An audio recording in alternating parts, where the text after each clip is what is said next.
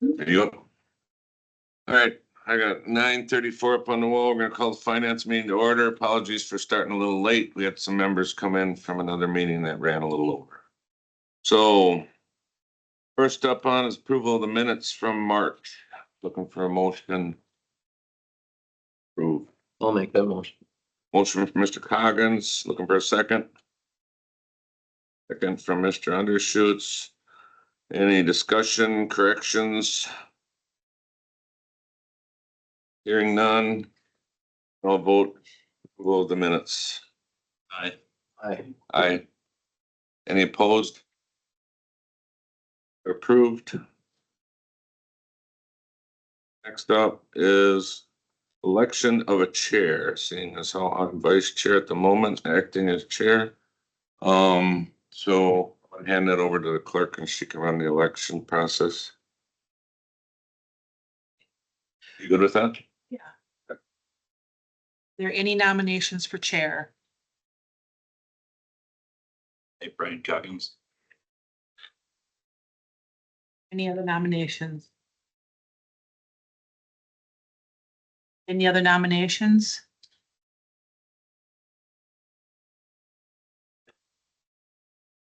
Any other nominations? If not, I'll entertain a motion to, Guessing in. yes, for Brian and nominations. Make a motion. Guessing in this ballot. You have to accept it. Your second? I'll second. Favor? Aye. Opposed? And carried. Coggins, David. Thank you. Probably should have, The nominee. probably should have asked him if he accepted it, but he doesn't have much choice. Well, Okay. I could see it in his eyes. Like he was gonna deny it. He didn't say anything. Will you let me retain my little cheese title in here too? Absolutely.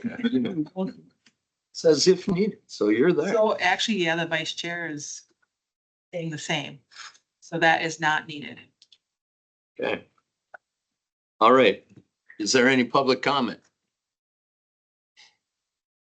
Any public comment? Okay, hearing none. The treasurer's report.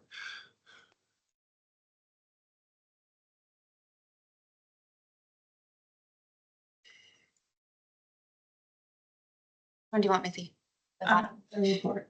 Yeah. So, up on the screen and in your packet, that is the balances as of March 31st. Still continuing to work through the renewals. It looks like throughout the year, just about every month, there's CDs that are renewing. And again, just same thing as comparing to last year, interest rates are down, but trying to get the best that we can. Can I ask on some of these interest rates, how does that work with floating? Some say floating and one says floating prime. Are they both floating prime? What happens is that is when the bank basically is keeping up with what we get in the pool. So if the pool changes, the bank is monitoring that and then they change the interest rate at the bank level. Because the reason that one caught my eye is at $2.8 million ones. Okay. Yeah. So kind of the pool is the guideline to either match or get as close to that as possible when it makes sense. Any other questions? And is it fine that I'm doing as of the month end for previous for you guys? Would you prefer, I don't know if I've asked this before, but would you prefer like the day that I send this out, do you want to know what's in the general checking on that day? I think personally, I think end of month is fine. That's when your statements are reconciled anyway, so. Yes. Okay. All right. I just want to double check on that. And then I'm gonna assume all these ones that have, like that were in 24 and then have nothing to the left of them for 25, they Yep. just got moved into, combined to another. Yep. Or Verna had taken it out of there and put it in the pool, moved it around. Yes. But as the months go on, once like both columns get 0, then I'll take it off.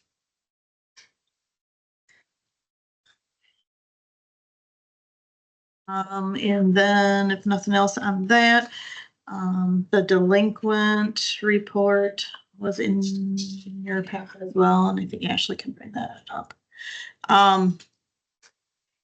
So just an FYI, the property that's behind in 2019, my whole office, we have it on our calendar every 2 weeks. We figured out what their pay schedule is and we touch base. Typically they're trying to do $200. So I'm trying to get it on the cycle every time they get paid with them. So hopefully shortly and in May for this person, they actually get paid 3 times in May. So I'm really hoping to at least get the 2019 off there in May. Let's keep it. So is that a safe assumption that, you list a total of 12, little over 1,200 properties going back to 19? Yep. That individual is delinquent every year, Yes. and probably others that are, delinquent in 23 are also in 24 and 25. Correct. Yeah. And then the 2024, of course, that's what we're in the middle of collecting right now. And those are ones that did not make their first half or their full payment by January 31st. So once that happens, the whole thing is delinquent. Okay. So, but we've had some good responses on the reminders that, I sent out. And then, so this 0.5% penalty that we added for this time. So in February, we collected about $580 in penalties on top of the interest. And then March, it was about $1188. Been money that we're not earning interest on ourselves. So, and so far people have not had negative comments when they've come to pay. But we did have a lot of people, I've heard a lot of comments that either they didn't get their tax bill. I've had comments that they put the check in the mail and the check was lost. It's a very heavy theme. So, but nothing we can do about it. State statute says you're responsible regardless whether you get that bill or not. I think this numbers. Oh, Right. What's the trend year over year? Seeing. I'm only here since January, so. which I know in the 2023, you can't go by because a lot of those, but if you went back exactly 12 months from now, I'm curious where 2023 goes. Email that to you guys. You can look back at the saved report that's out there. So, We get our feet under us. huh? It's the one we get our feet under us. Yeah.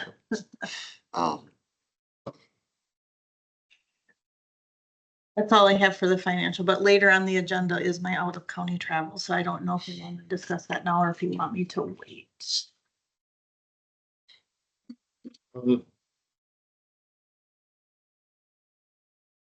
We could do that now.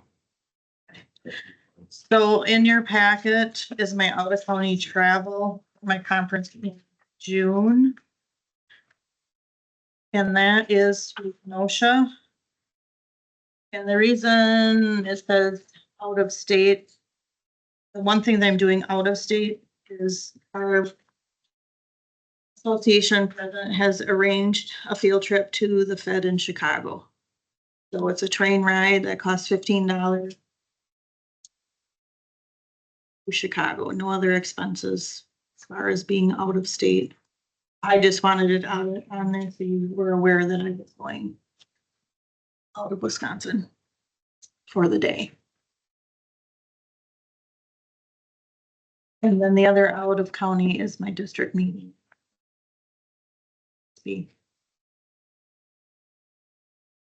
Cool.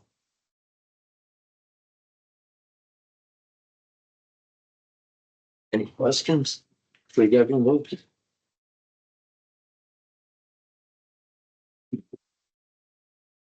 I'll entertain a motion to approve the treasurer's travel items. Make that motion. There a second? I'll second that motion. Any further discussion? Hearing none, all in favor of the travel for the treasurer upcoming? Signify by saying aye. I, Opposed?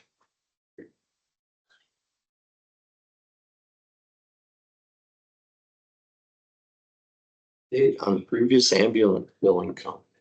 Okay, we actually have good news on that. So, Tom Hall is out on some personal leave right now, so I kind of spearheaded that.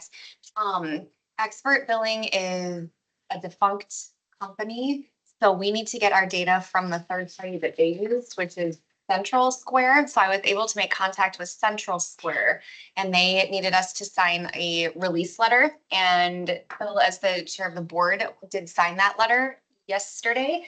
Got it back to them, and the account manager already said that our case is being reopened, and they will be in touch if they need any further releases to get that data to us. So that's actually making progress now.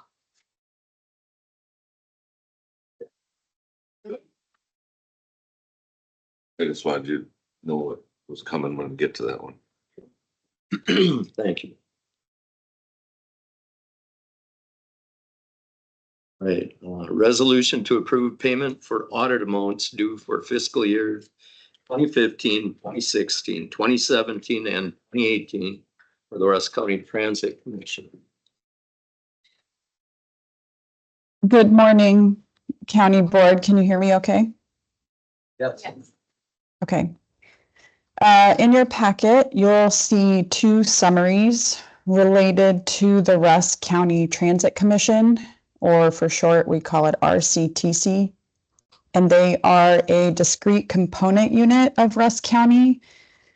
So they're a legally separate entity from the county, but financially accountable to it. Rusk County currently holds their funds and related to grants received for the 85.20 State Transit Program. The current balance for that program is $189,317.90, not including a voucher payable for $15,978. In the summary, you can see the table that shows the year and then the award amount. And in the last column, you'll see the audit determination. So they had, those are essentially their audit fees. And in total, those audit fees are summarized in that last table at the bottom for a total of the $41,858. And they are behind on their audits, which is why it kind of accumulated to all of the 4 years combined. And so they are through the 2018 audits, and the auditors are asking for their payment. So we essentially Rusk County holds the funds for RCTC. So this is really just a resolution to pay these back audit fees for them because all their funds run through the county.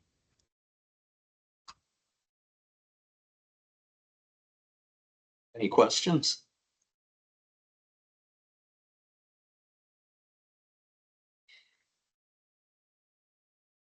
Okay, if not, I'll entertain a motion to approve payment for the audit amounts.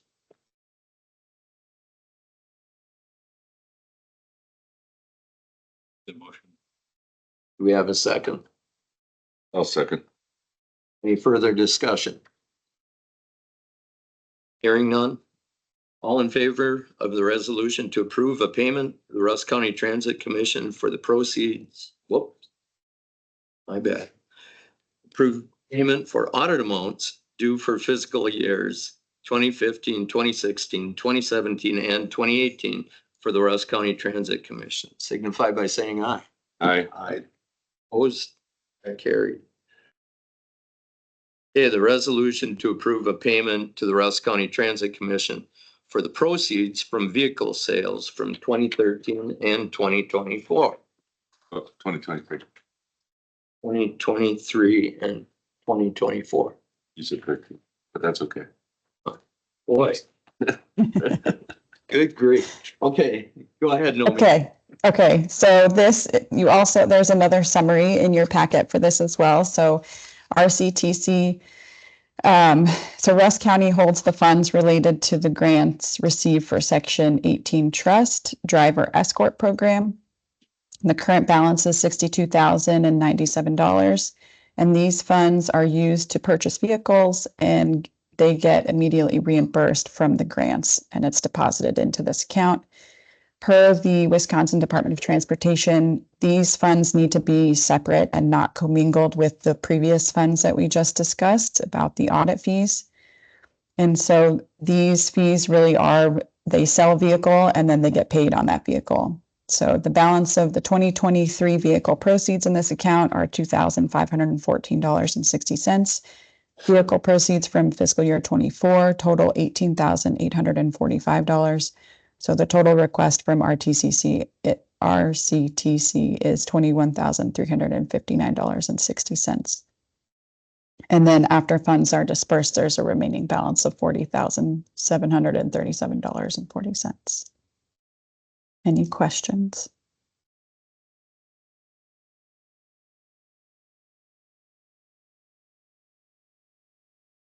So the 40,737.40 is grant funds that they've received for purchase of vehicles, correct?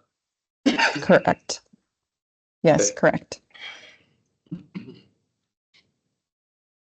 And again, we just hold these funds for them. Correct. So Yes, it'll just be another Excel spreadsheet for a different accountant, basically. correct. So, and it is in the general ledger. And Chris and I and Tanya, we discussed this because we're not sure that these actually need to come to a resolution. But because we weren't sure, we would rather bring it to you guys. And we went back and forth with emails with the Transit Commission, and they felt like these should just go through our normal AP process. But since Chris and I are new and we just, we didn't want to assume anything, so we wanted to pull it through the Finance Committee. For safe, sorry. Yeah. So where Yeah. the last one went as a resolution to the board, this one we don't feel we need to do as a resolution to the board.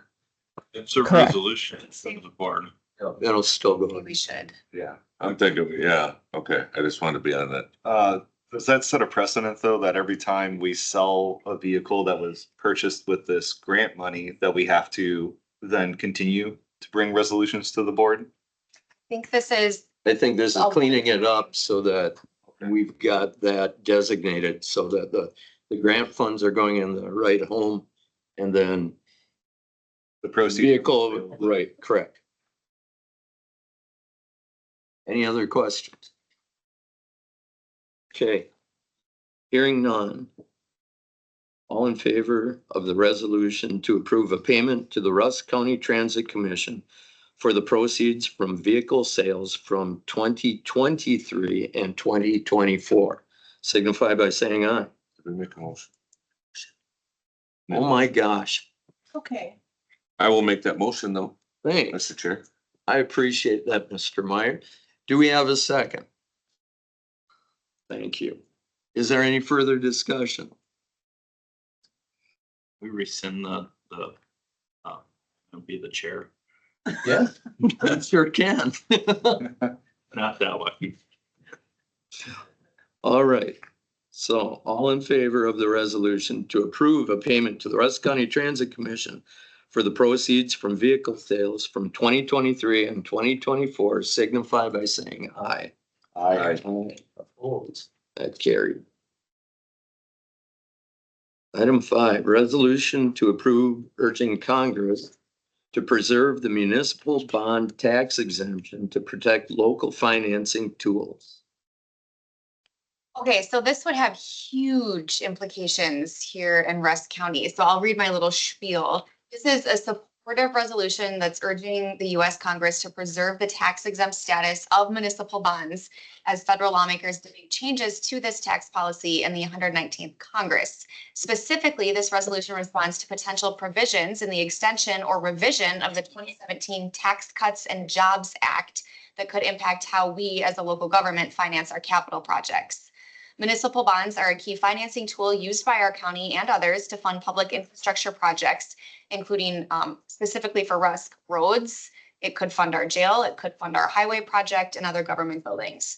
The tax exempt status of these bonds allows counties to borrow at a significantly lower interest rate, maximizing the impact of every tax dollar. Eliminating or limiting this tax exemption would drive up borrowing costs, making capital projects more expensive and reducing what we can afford to build or maintain. The National Association of Counties did estimate that eliminating the tax exempt status of these bonds could increase capital borrowing costs by $823 billion nationwide, which equates to about $6,500 per US household. So Wisconsin counties operate under strict levy limits. We talk about that all the time here in finance, which cap how much property tax revenue we can raise each year, and we are tapped out. This makes it extremely difficult to fund our large-scale capital needs solely through the operating budget, and we can't just raise taxes to build a building through operating. Tax-exempt municipal bonds are one of the few financial tools that we have to allow for major capital investments without violating our levy limit or overburdening our taxpayer. Losing this tax exemption would mean fewer projects, more strain on local budgets, and potentially higher taxes or cuts to services to cover the increased borrowing costs. So what this boils down to is this supportive resolution is asking the board to formally support protecting the tax exempt status of municipal bonds and asking the county clerk to send a copy of the resolution and an accompanying letter to Wisconsin's congressional delegation. This is an important opportunity for the county to weigh in on a federal issue that would have significant local impact. This is also gonna go on the board. Yes. Any questions? No, I'll make the motion that we approve.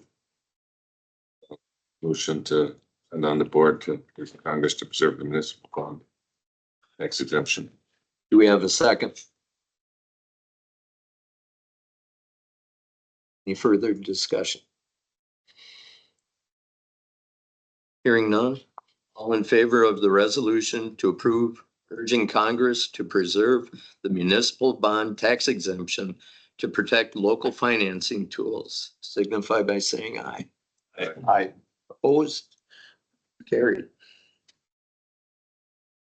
Finance Director duties and wage.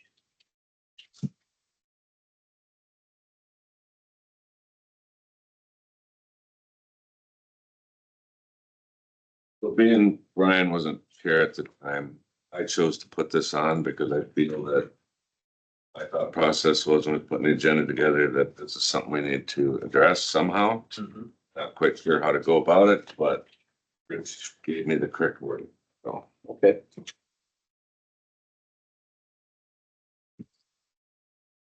you want me to give you an That's- overview first with where we're at with the posting for the finance director, or how do you wanna? Yeah, that'd be helpful. So, we have had the finance director position posted since January 20th. So 3 months now.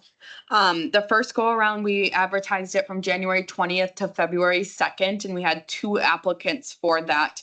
The applicants were not qualified as it relates to what our current job description states for that. So they had very limited financial backgrounds. Then we reposted it from February 3rd to March 16th. During that time, we got 2 applicants as well.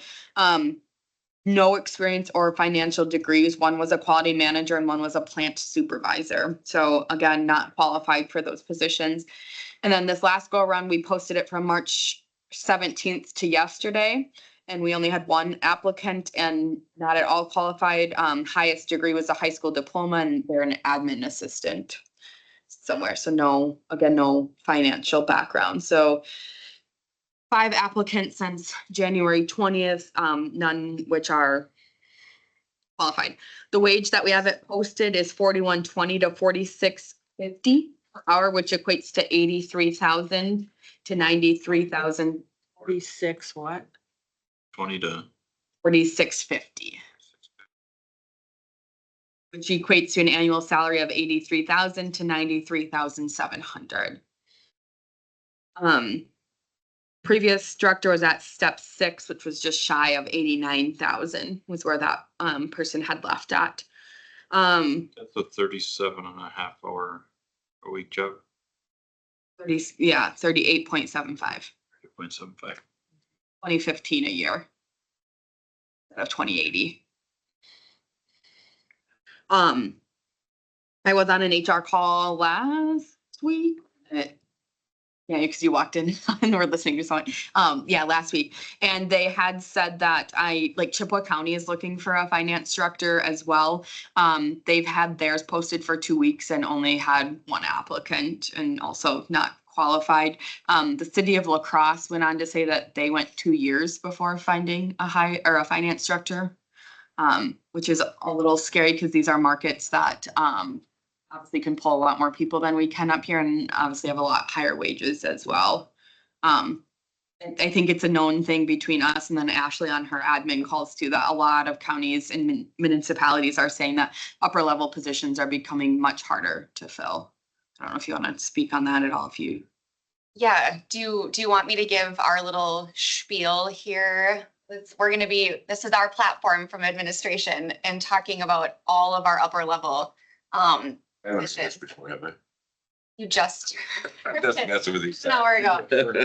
Okay, so from HR and administration, we're looking for an equitable compensation strategy for all county employees. So as a county government, we have an obligation to operate with fairness, transparency, and fiscal responsibility. One critical area where this responsibility must be upheld is employee compensation. So for those that are new to the board, by the way, in the public sector, all of our wages are public knowledge. So in private sector, you can talk about your wage if you want to, but if someone says, tell me what your wage is, you don't have to tell them that. So that's a huge difference here for those that are new to the board. Public sector, everyone knows what everyone else is doing.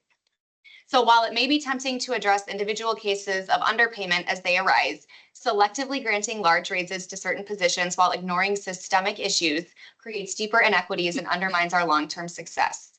The county contracted with an outside agency, Carlson Detman, to conduct a compensation study and implement a wage scale for this exact reason. If the county doesn't elect to follow the wage scale, we'll slip back into old ways and again end up with large pay disparities. So why can't we just pick and choose? When we arbitrarily choose which underpaid positions receive substantial raises, we risk sending the message that our compensation decisions are based on politics or preference rather than principle. This approach is not only unfair, it creates inconsistency, confusion, and resentment among staff who perform equally critical roles but are left behind. Compensation should never be reactive or selective. It must be strategic, data-driven, and rooted in a shared understanding of values across all departments in our county. So what's the role of a compensation plan? A well-designed compensation plan is essential to the effective and sustainable operation of any county. It provides a structured, transparent framework that guides how we evaluate positions, benchmark salaries to market data, and ensure internal equity. Such a plan helps us avoid the pitfalls of ad hoc raises and builds trust among employees who know they are being compensated fairly compared to their peers and market standards. A compensation plan was presented to the board 3 times and no action was taken. This should be revisited by the Personnel Committee. We do have systemic underpayment of department heads in Rusk County. We are currently facing a systemic issue with our department heads being compensated below market rates. Exempt supervisor level positions in grades 15 through 21 are on average 12% behind on our minimum, which is step 1, 13% behind on our control point, which is step 11, and 16% behind on our maximum, which is step 21. These leaders are responsible for managing critical county services and staff, yet many are being paid significantly less than counterparts in comparable counties. Ignoring the imbalance affects recruitment, retention, and performance at the leadership level. Rather than making exceptions for a few, we need to address the root of this issue with a comprehensive strategy that ensures all department heads are compensated appropriately. Another major concern is employee morale. So when our existing staff observe that the county only makes market rate pay offers to new hires in certain positions, while long-serving loyal employees remain underpaid, it sends a demoralizing message as these new hires will leapfrog our existing employees on the wage scale. It implies that experience, commitment, and institutional knowledge are undervalued. This creates, and we are seeing this in our roles, dissatisfaction, lower engagement, and high turnover, which we had very high turnover in 2024. We must show our employees that they are valued not only at the point of their hire, but throughout their careers with Rusk County. So in conclusion, we believe that to ensure a fair, transparent, and sustainable future for our workforce, we must stop approaching compensation as a series of one-off fixes. Instead, we must implement and follow a comprehensive compensation plan that addresses systemic inequities, supports leadership stability, and fosters a culture of fairness.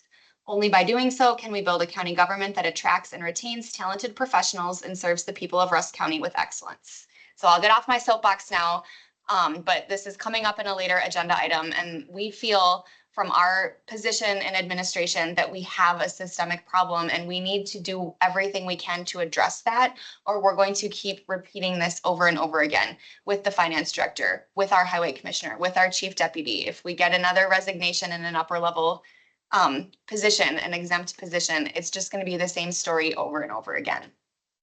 So that's our speech.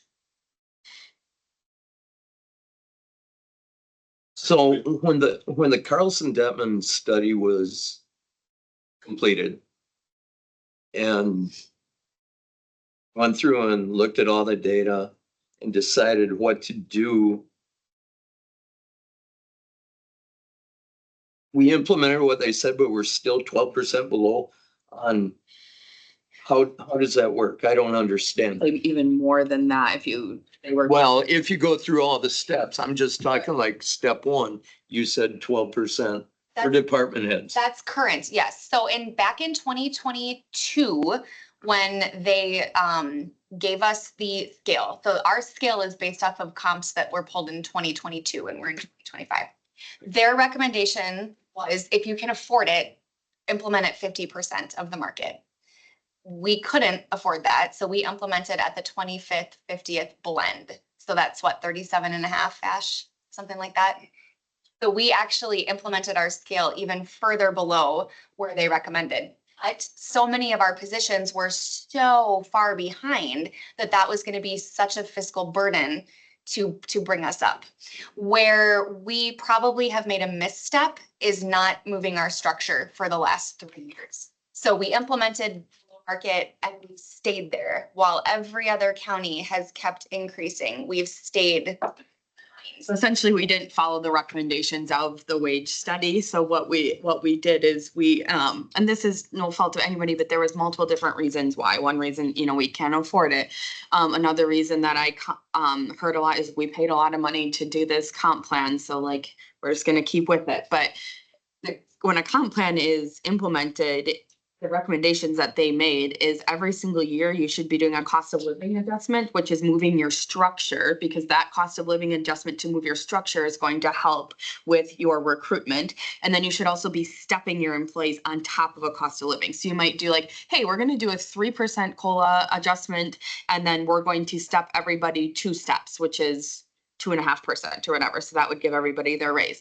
And the steps help with longevity. So how you will commonly hear from a lot of our employees that we don't care about longevity here at this county. We don't give people the longevity increases that they deserve.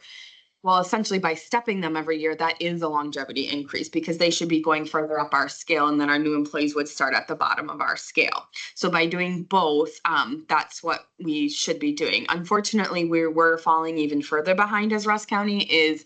Our wage study was implemented in 2023 with 2022 data. The biggest increases that the other counties have seen have been like in the last 3 years. After COVID ended and after everything kind of started going back to normal, counties really shot up their increases with their wages. And meanwhile, we didn't do anything with our structure in these last 3 years either. So they gave us the structure of 2022 data and we haven't touched it. And then comparative to other counties too, we gave very little step increases. The other thing with our wage scale too, Carlson Detman implemented or recommended a wage scale to us, and then we went and took and cut that in half, which even hurt the problem even more. So the wage scale was never supposed to be 21 steps. It was supposed to be 11 or 12 steps. But the board decided, hey, those differences in those steps, we can't afford a 3% increase or 3% in between our steps. So we're gonna go and cut them in half, which hurt even more with the market. So actually Carlson Detman did just reach out and had a phone conversation with me, like, where are you guys at? And you should have seen their jaws dropping when I was like, oh, we haven't moved the structure since you guys gave that to us in, 2022. And granted, I know there was reasons why the board members voted on that. But something she had said too, the longer we sit like that, the more challenging it is to fix the problem. And then sitting and not doing anything definitely allows us to compound even further away from that target market gap. Essentially, we went and bought a brand new car and spent all this money on it and didn't give it any oil changes or change the tires or. We got one oil change coupon. Yeah, there you go. So, And last year, if you guys will recall, we went through the discussion of layoffs. Okay, and then the board did not want to go that route. But then several people around this table said, why don't we look at attrition? So that's why we did the request to fill forms. And we have yet, here in the middle of April, we have yet to attrition any positions. So you're probably asking yourselves as members of the finance committee, well, that's fine and dandy, but how are we going to fund these pay increases? Well, that was the thought process behind that.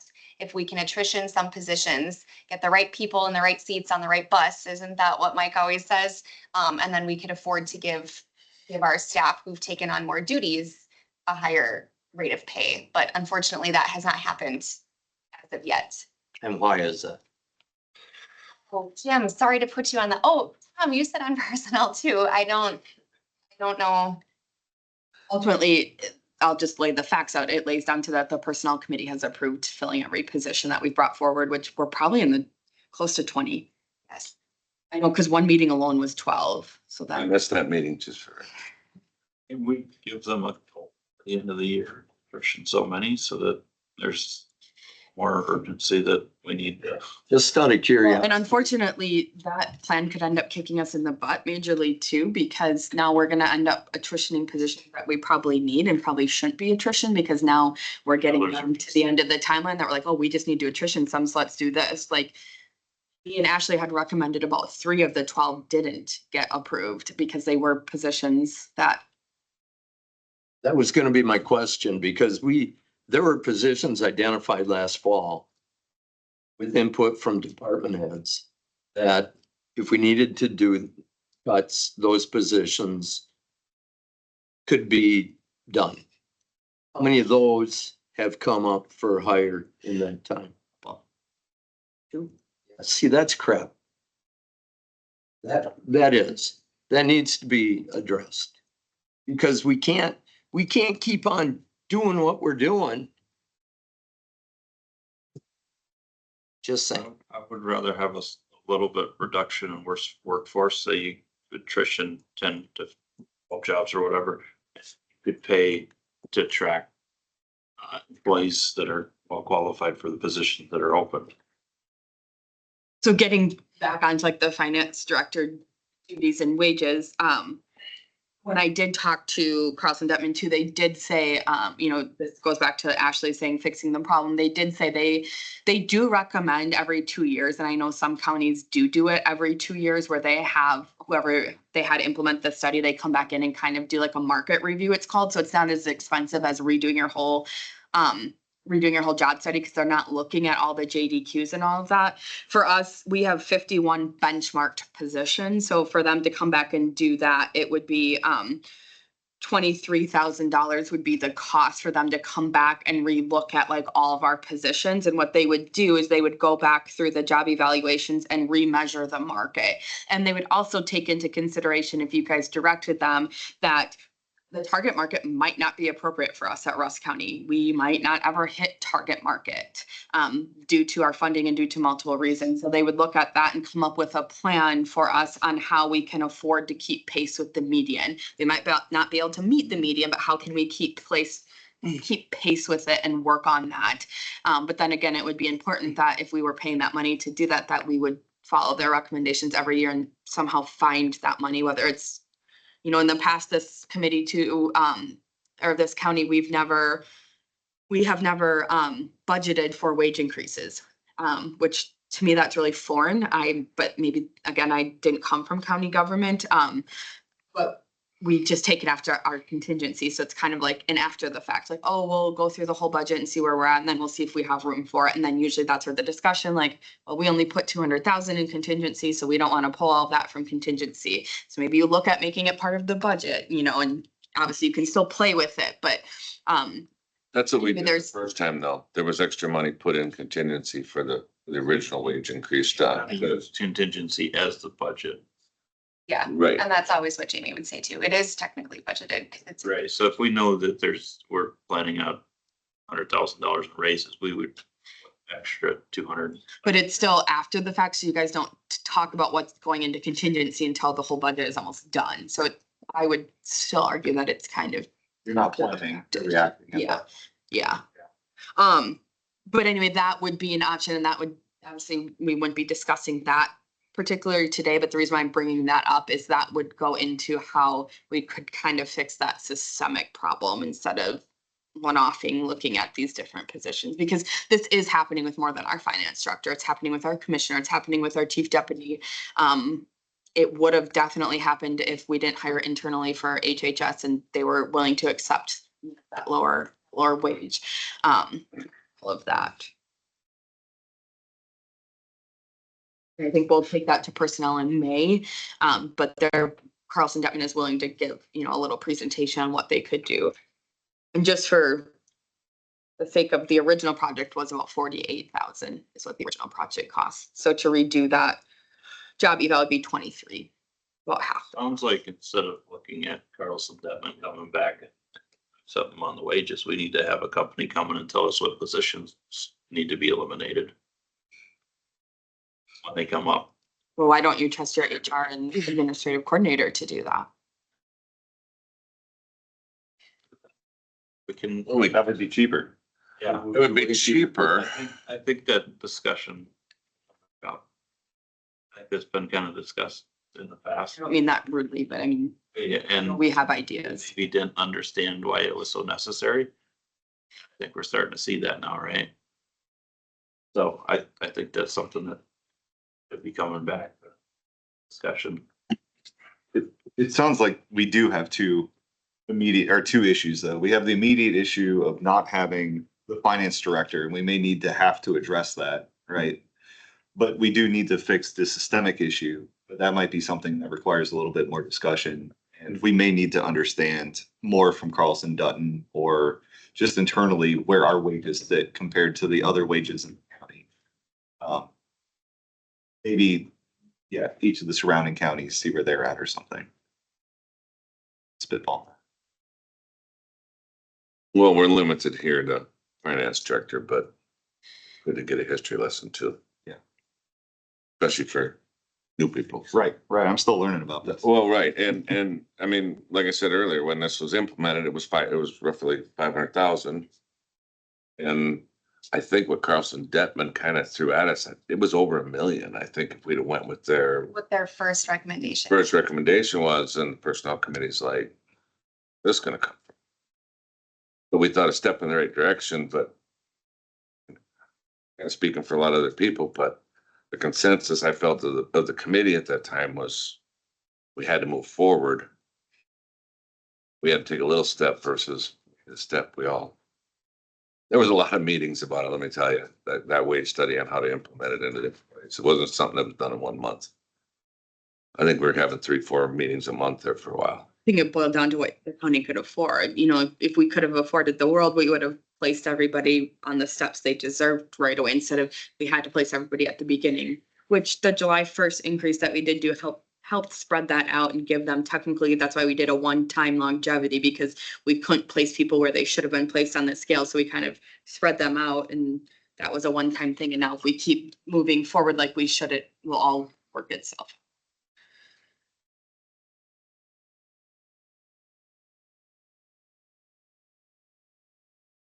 So where does that leave us? Well, the only other option that we do have her, you know, a finance director, if you guys want to look at that. I do know multiple counties have used a company called Public Administration Associates to recruit for executive level positions. My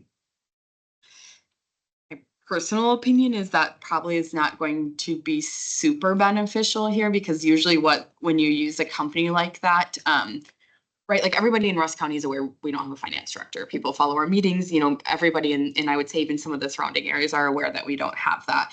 So usually when you reach out to these type of companies, they go throughout the state to try to recruit somebody to come to you.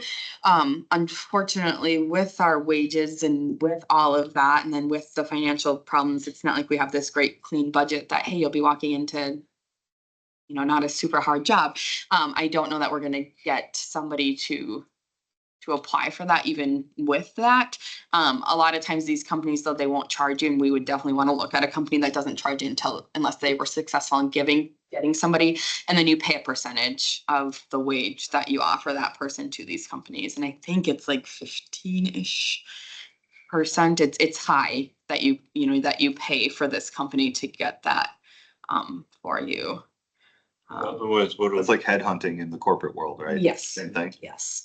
otherwise, what do we pay for contractors to do the Yeah. same thing? And how far behind do we get? It might be at very least get one of the ones that do a percentage, because you know nothing unless they find you something. Well, that does raise the question, do we have on hand what on an annual rate we're paying Baker Tilly to fill this role for us? It should be in That the was- latest invoice should be in your budget approval. It was. packet. I can't remember A what. little over 11,000 Per month? right now. Yes. But I have a feeling when we get into budget cycle, that could easily probably triple. At Yeah. least. And we have Stuff up too. a report. My big concern of not having a finance director is we're coming into, budget's right around the corner. Yep. And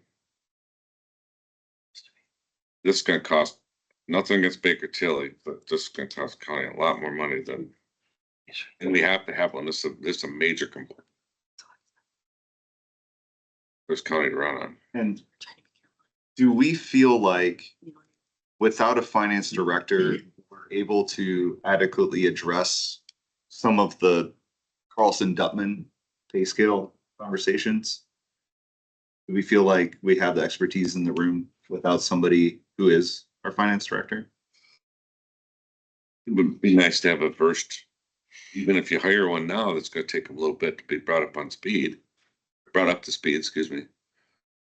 You know where I'm going with that? though. Yeah, it's gonna take them time. They'd be learning as we went through this.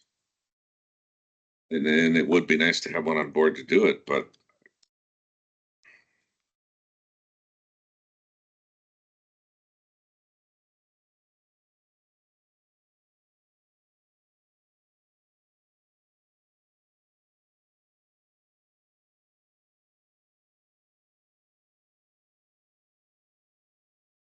So now that we're up to speed on what the background is, do we also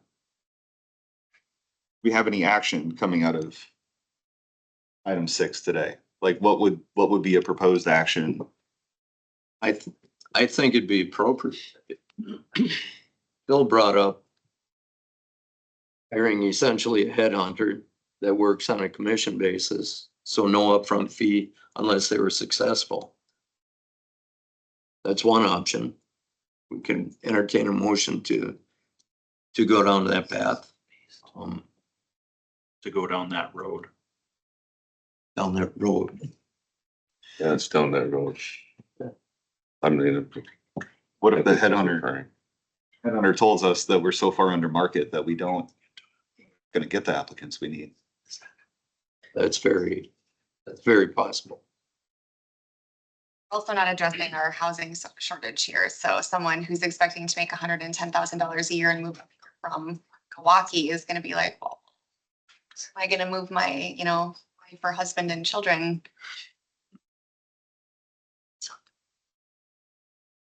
We had bigger discussion or with this whole Like 20,000. too. Well, housing isn't really economic development. I think housing is its own issue. In place in the. So much.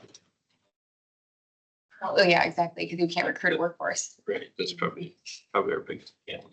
For a big business, you can attract smaller shops. So first, let's do this, you'd probably wanna address the wages with them first to even see if this was billable. I'm sure if you tell them where wages at and they say that there's no way we're gonna find anybody, then they probably wouldn't even take it. Yeah. What do you think? Have you talked to anyone at all up to this point? I'm just aware of some companies that other counties have used before. And so some of these companies that have like the vacancies for a couple of years, they've been using companies to try to help recruit already. That I can't answer. I'm not sure on that. That would be a Clue. clue on whether that's gonna help us or not. Did you get a chance to look and see what some of the other surrounding counties are paying their finance director? I Yeah. mean, how far out of? Maybe I wasn't listening correctly when you said that. About 12% behind. We're 12% behind the surrounding counties. And I don't want to count Barron. Barron's always 10% over everything, it seems like, but comparable counties. That's why your price, we're below. Barron starts at 55.63, Chippewa 49.50, Sawyer 37.60, Taylor 49.96, Rice 41.74, Rusk 41.20, Lafayette, which is a similar sized county to us, 45.38. That's starting or top of the line? Min, step one. That's not even middle. We're not totally, I mean, yeah, we're a little behind on step one, but from a range standpoint, we're in our. But if you go to their range standpoint, yeah. I mean, their range is like Barron 55 to 71, Chippewa 49 to 68. Yeah. Taylor 49 to 66, we're 41 to 52, you know, something. Counties that are in a similar economic situation as Russ County, pretty comparable. I think she's right on math. She says about 12%. Just looking at these numbers, with the exception of the one county that's starting at $37, That's Sawyer. Sawyer County. Sawyer and Price, we were right there with. Or 50s. So their price was 41 something, we're at 41 something.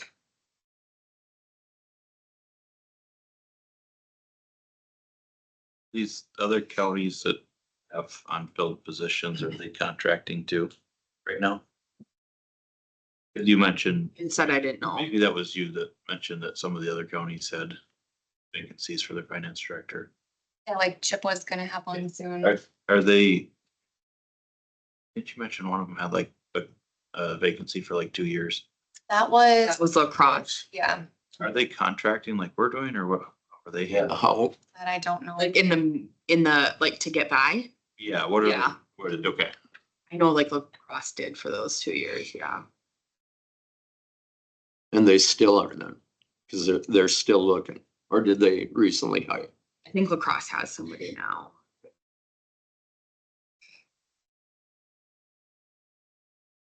So knowing all this, what do you suggest? What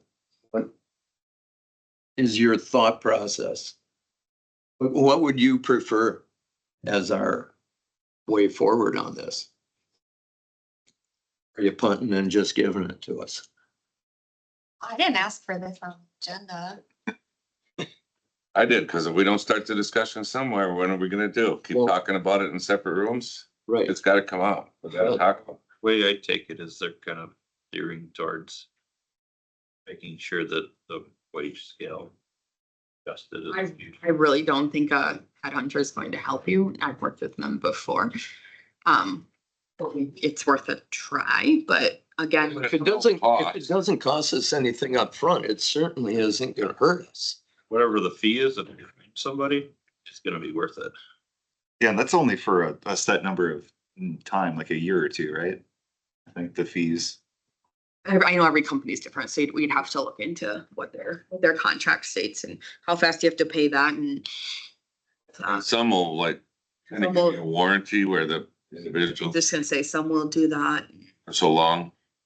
We have a lot of factors working against us in Rusk County. Wage being priority, housing, did Ashley say that? You said housing. Housing is definitely an issue. It's not, I was told once by someone, correct me if I'm wrong, if you're gonna do something like this, you need to do it going into the summer. Because if someone has children and they're willing to move, it's probably gonna be when they're out of school, not so much during the school year. That's a good point. So, you know, if you were to hire someone from a different part of the state, they'd be willing to come here months or something before they did, school was out, whatever. I mean, it would still be a long process yet. School might be out by the time we get that far with this. On that lines, I had a landlord tell me that they always increase the rent and I think it was November or December or something, because nobody's gonna move out that time of year as well, so so. springtime. Yep. This goes in and it's not me.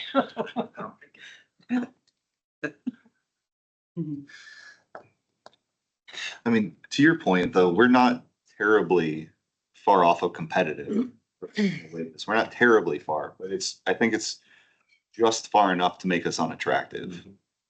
We are terribly far off though, because unfortunately you can't, I know Price and Sawyer, but that's not where people are wanting to come and live. Everybody that's moving, you know, or that would come to us is, I mean, I know none of us want to look at like Chippewa Barron and all that, but that's where people are going to work. Even people that live here. So majority of our population in Rusk County is living on the west side of the county or on the south, and they are driving to Chippewa to get these rates, or they're driving to Barron. I mean, a lot of our employees right now, even as it stands, drive the same distance here as they would to like Barron County. So I know we're never gonna reach those type of wages. But unfortunately, I just got an email resignation right now while we're sitting here, somebody leaving to go to Barron County. I know we don't wanna look at those as comparables because they're so high, but the reality is they are.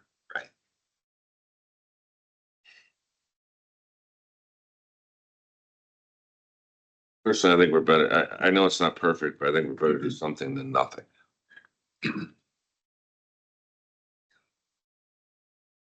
And to Ashley's point, if we don't try, how do we know? And out of the finance committee, what could we do? So like, let's say we come out of this, and we say, well, we're spending extra money on not having a finance director by contracting with Baker Tilly. Is it to make a recommendation to personnel to increase that wage band? Or to try to make it more comparable with other counties in the area? Or like, what action would we actually be able to take? And that's where Ashley and I are super against that. You'll hear that with the chief deputy coming up. We have to stop just doing these one-off fixes, because then what happens is we're raising those wages and putting them at higher wages. And then we do eventually do a wage study or do that, and then they get the same increase as everybody else. And then that's why we have some people that are red circled or way at the top and getting way more than everybody else in the county. And then So- you have a better chance if you leave. And So before the wage study got done and before Ashley and Ashley were here, personnel committee had to look at a couple positions, for example, talking about Red Circle. And did a knee jerk reaction, and what happened was those couple of individuals ended up off the chart. Because we went by That sense what of we urgency. felt to keep, how do I word this, correctly, but, you know, we thought we were doing the right thing. And the wage study wasn't done, it ended up being not, because it put those individuals out there and it wasn't good in the end. those individuals are also people that have come forward today in this, you know, in the last couple of months and said, like, I don't like that I'm red circled because I'm not getting increases now when the rest of the county does. An unpopular opinion, but how I look at that is you're getting paid way more than anybody else in this county for a lot longer time from being like, I would rather be red circled on the top, even if it means not getting an increase for 5 years, because you are getting Cause you're already Wait. getting the increase out for of it. how many years. I guess I would be against at this point, personally, doing a wage increase to try to solve this problem, but I think we need to do something. Well, but, okay. Is it all the way across the board, every single position in the county needs to be adjusted? Or are we gonna end up with some lower level jobs at higher wages and maybe spending a lot of money where you can't spend as much. Is the department head maybe part of the problem that's off more than, So if you look at like, Ashley and I are working on a presentation for personnel, and I'm sure eventually it hopefully will go further. If you look at our grade 1 to our grade 21, our differences go like this. So yes, at the top, we're way more. Everybody is underpaid here in this county, but our lower graded positions are not as big of a deficit as our higher graded. that if we just follow Carlson Detman, it'll continue to keep the higher, your department heads will continue to be farther off than other counties, so. I would, Not by following. Following Carlson Detman, it should keep us bring closer. that closer. The fact that we didn't follow it to begin with. Yeah, that you We implemented. followed it about Threw it out the window. how far. Right, but it was. Some When it got people saw followed, big increases, some saw none. right, and then we were the county did that in an environment where cost of living escalated more than the typical 2% a year. You know, you hit that inflationary period where we got further behind right off the get-go. And even now, it's still above 2. So, If we'd have been a year farther, if we'd probably been a year later on that wage study, it might have all, it's been more in line, but we still would have had the same struggle of how are we gonna how to pay meet for this it? number? You know, But I remember on the board before that, end of the year, we'd come through. Well, this department had one person in there, was getting, I saw raises in there from like 20 some cents to $1 or something. And I'm like, then I do inquiring and I'm like, why is this person getting 20 some cents or 30 cents or whatever? And then I'd check in and well, the person's been here, I don't know how long and been so many years and I hadn't seen a raise. So they decided to give a raise. And I'm like, the one I looked at, I'm like, 30 cents, really?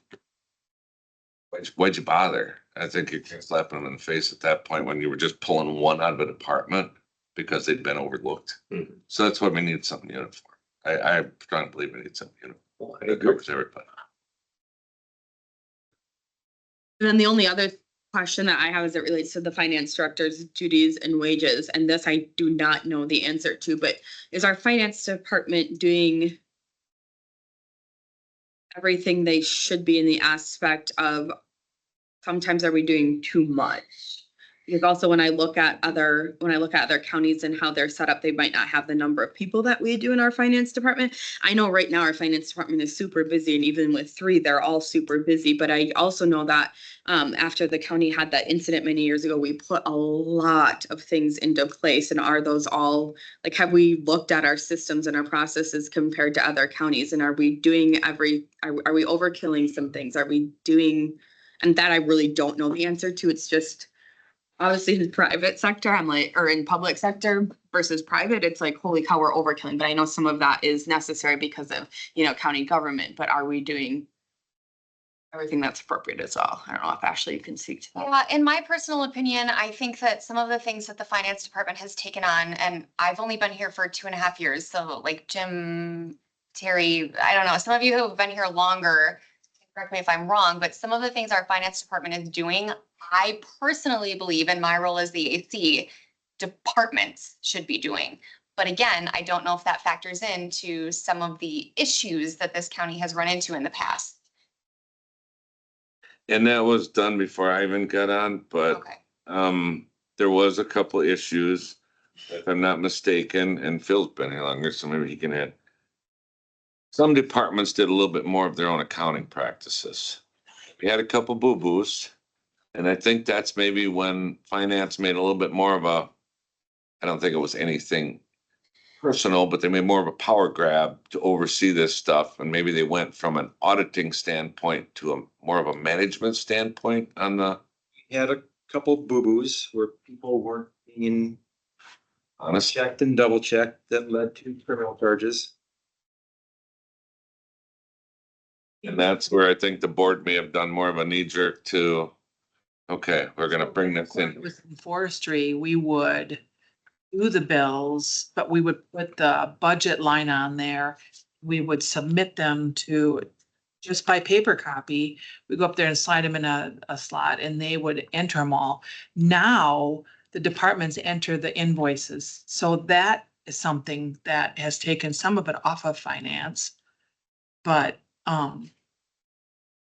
that's some of the changes that I've seen since I've been here, but No. again, And I'll really blow your minds with one last comment. There is, in my opinion, too, a lot of stuff that is still antiquated here. And I know Tanya agrees with me that I was like, what are we doing? And if we just paid a little bit of money to upgrade our systems, that might help with the number of staff we need as well, because holy bananas. On the HR side and on the budgeting side, well, you guys have sat through budget meetings and you see that Jamie and Sky were manually entering things into 100 spreadsheets that all have to talk to each other. Wow, is that outdated? And so that's why budget season is such a headache. It's not necessarily the budgeting that's the headache, it's the manual We technological. talked last year about the software She cut that. and then she cut it, Well, but, because we all were supposed to cut 50%, so that was her 15% she cut. but then when I questioned her about it, I said, Even how we do payroll. I guess, I don't want to put words in her mouth, maybe I misunderstood, but I thought it wasn't as needed as originally.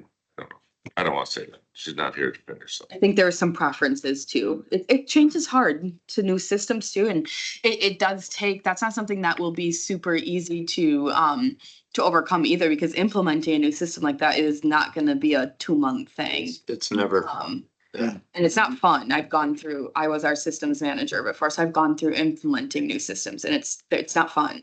But, and I don't know if Baker Tilly even could give us any insight on that. I'm sure they've worked with a bunch of different companies, so I don't know if maybe I'm way off base. I don't know if they could ever give us insight of like, yeah, looking at your systems, this does seem a little. I would think that they'd be able to. Yeah, so I will speak a little bit on that. And I will flag that for Chris and I to, pay attention to as we go through more of the processes coming up. But I know I spoke with Gravity, actually. They're one of the softwares that Jamie was looking at and I've worked with the system specifically on another client, and they do the budget book process and they do the ACFR process. And those are two of the areas that Chris and I immediately saw, to your point, oh my God, the number of spreadsheets in here. It's going to be so time consuming because you are manually updating every spreadsheet and there's 100 tabs and you're trying to make sure it all pulls forward. So, and what Gravity does is you set it up, and granted the setup period, yes, takes, some time and implementation and whatnot, but once you set it up, then it rolls forward every year and you're able to just download the accounting numbers from the system, upload it into Gravity, and then it produces that report. And I actually spoke with them. They're at conferences and things like that. So I threw it out there to them about what it would cost. And they said the implementation for it for Rusk County size is roughly 10 to 15,000 for that initial implementation, and then an annual fee of 20 to 25,000. So if that speeds up the process, because the other side of it too is when you hire a new finance director, if they don't have a CPA, if they don't have, 10 years of ACFR preparation or any other similar skills, and they're going to be more learning it as they go, this system can help them. And then, they can maybe learn, and, the Gravity team, I know they have a really good support team that can help the finance director. So. Is that something we dare do when we don't have a finance director and they don't have any input on, you know what I'm saying? Absolutely. I hesitate to do it as well. Yeah, because I would rather have a finance director in there so that they can go through the training, they can go through the implementation process, they can help set it up. Yeah, that would be ideal.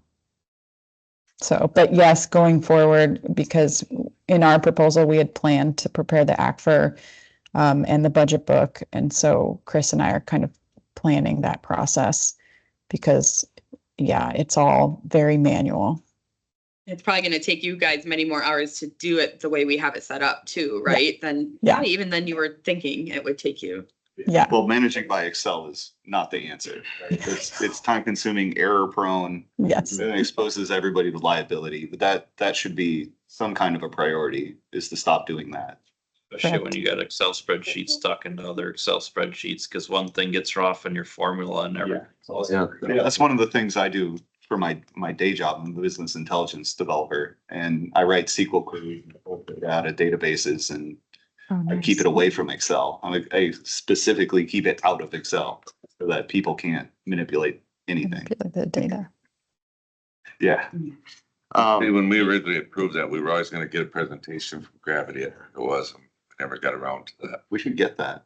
Yeah, and they're more than happy to do, the way they said it to me was they would prefer to do a demo to the stakeholders, as they call it, the decision makers. So if you guys would like me to set up a demo, I'm happy to do that for the next finance committee meeting, or, in 3 months, or whenever you guys want to do it.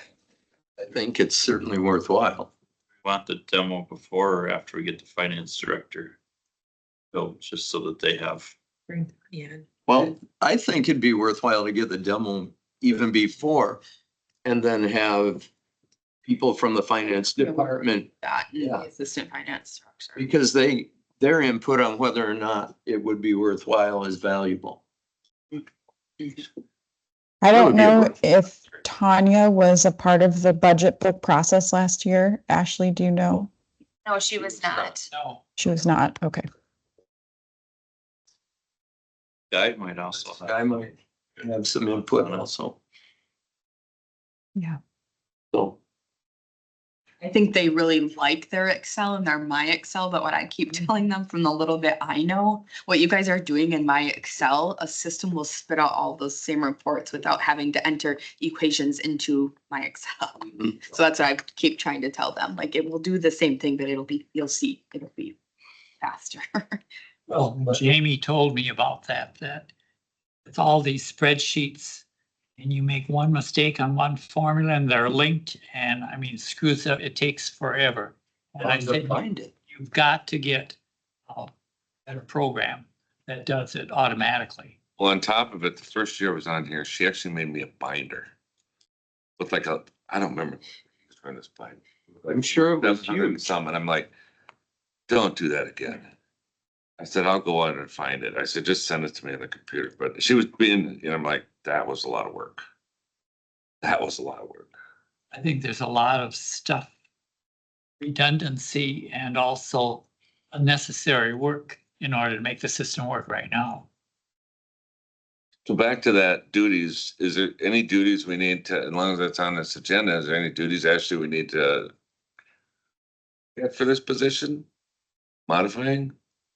That I wanted to make you aware, but that I don't know, because my expertise is not finance. I just know looking at other people's like finance departments, but also I don't know like what they do more for specific, like what is done at the departmental level, what is done.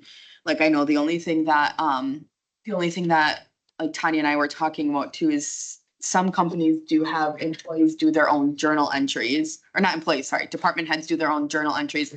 And then finance is the auditor to like approve those journal entries. Cause essentially, according to Tanya, you'd have to talk to her more, but according to Tanya, she did say like everything that they're doing for the journal entries, all of the information is given to them. Like it's essentially almost done without it truly being done. But then since our finance department or our like assistant finance director is the one entering them that journal entry, then that's where like Baker Tilly, we do have to send it to them because they entered it so they can't approve it type of thing. So just some processes like that. I don't know if Tanya, we can have a conversation more before the next meeting to look at that. I don't know. Like I said, I don't know enough about finance to know. And I don't also know like, okay, was that implemented? Like I know one of the things that we implemented to me seems really crazy. It's the check report that they pick so many invoices every. It's an internal audit, so that. I get it, but it is crazy. Like there'll be a package of pencils that might be pulled. And then I'll go to Connie's office and say, hey, you These ordered this pencils. pack of pencils. I need to see your pack of pencils to make sure that you didn't scam that. Like, I get we had to put some stuff into place with what happened, but did we overkill or not? I don't know. I'm Was, not trying to say we said overkill.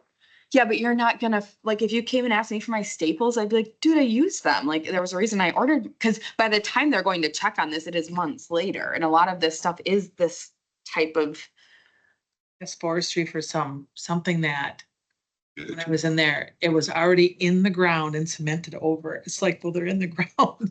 well, Brett just said they got Here's the proof of work right here. Brett just said they got audited for a tube of caulk, and it's like, well, you use that caulk, and I don't know which tube exactly. Like, here's 10 tubes. Yeah. So really, you could hide that anyway if you really wanted to, and were trying to scam. You could hide that anyway. But I think you gotta look at whether it's internal auditing, but random and picking out.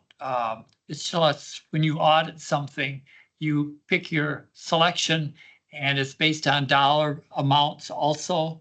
And the likelihood of whether something could be. And I don't know that ours is, and I'm not saying we would make those decisions. I was mainly asking too, like, looking at what other counties do. Like, I would not feel comfortable making any of those decisions, but what do other counties do? I And don't. to your point, if somebody is stealing, right, and you have a baseline budget and a finance director or somebody who's looking at the budget, you'll start to see that budget creep up month over month, or it would go maybe spike once, right, and go up like 10% and just be 10% higher than it used to be. And then that would be a systemic risk or Well, systemic stealing. there's nothing wrong with, I mean, you're talking about making journal entries or some of that type stuff.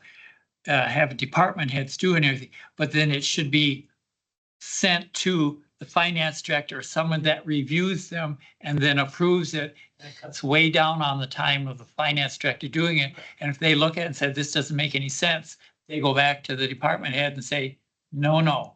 But check it, because I mean, I worked at a larger thing, well, the university, and for grants and other stuff like that, it was centralized. And so, yeah, you did it, but it got sent to one department or one person, and they reviewed it.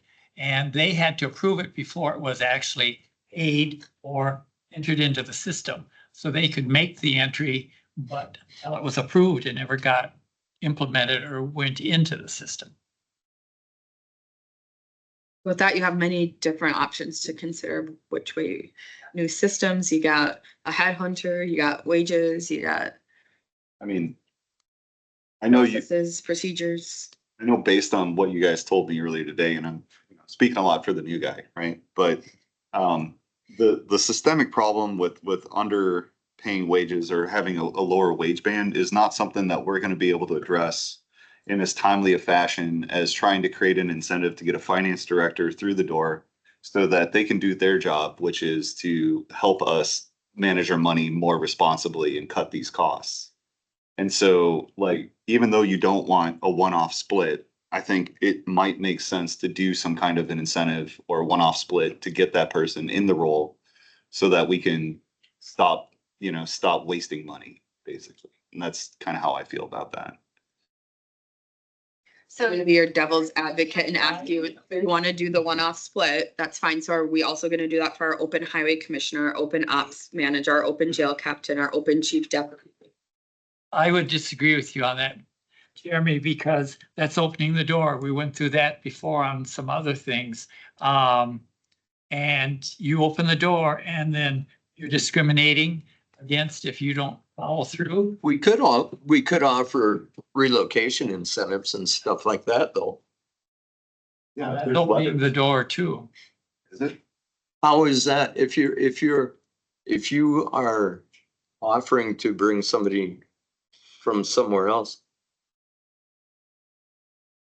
Isn't that a possibility? No, it is a possibility, yes, but I think, okay, so you're new, okay, so our department heads really have no autonomy, we have no authority. So what you're presenting in theory is amazing, like, I would love to have our finance director be able to be like, we're cutting this, we're cutting that, this is how we're streaming the Yeah. budget. But if you read the job description, which I think also is why we might tiny bit be struggling to recruit, is that ultimately all they can do is make suggestions and then the committee has the ultimate authority. So, you know, Jamie could come in and say, we should cut this or we shouldn't cut this. And ultimately you guys can override that. I shouldn't say Jamie, the finance director. So I think that's also a little bit why we might be struggling with recruitment. And I know for a fact, I have heard that's why we're struggling to get a highway commissioner as well. Is because ultimately they feel like they'll be overruled on their suggestions. Correct. But They, then they're- they don't but have then the they're deemed- autonomy to And it, run their department. and that's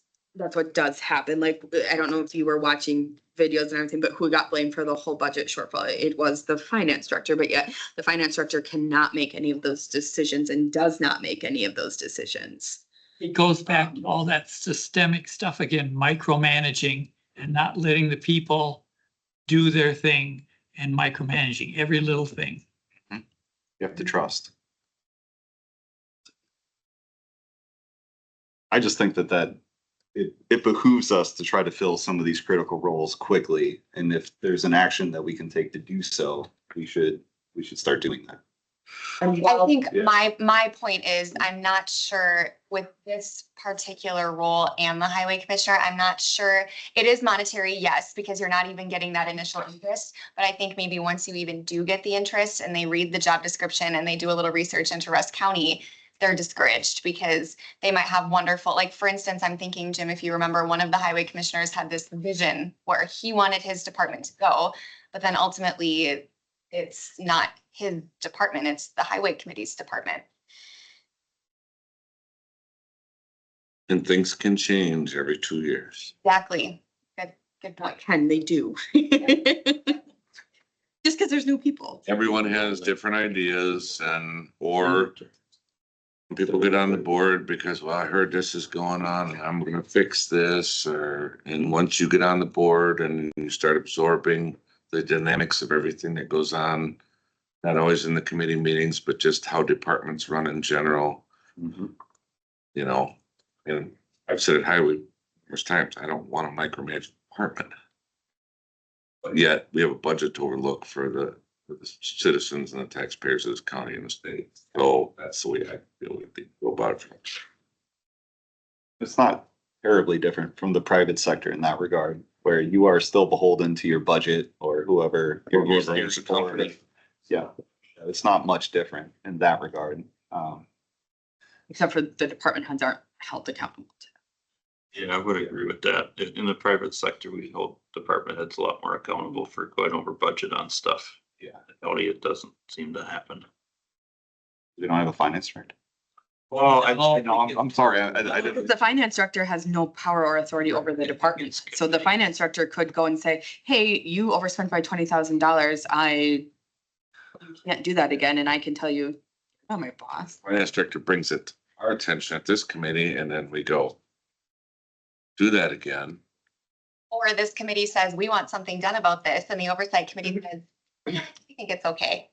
And there That's you where you're go. running into. all you gotta do is be friends with your oversight committee, right? And then you don't gotta worry about anything. Cause they're like, well, he's a nice guy.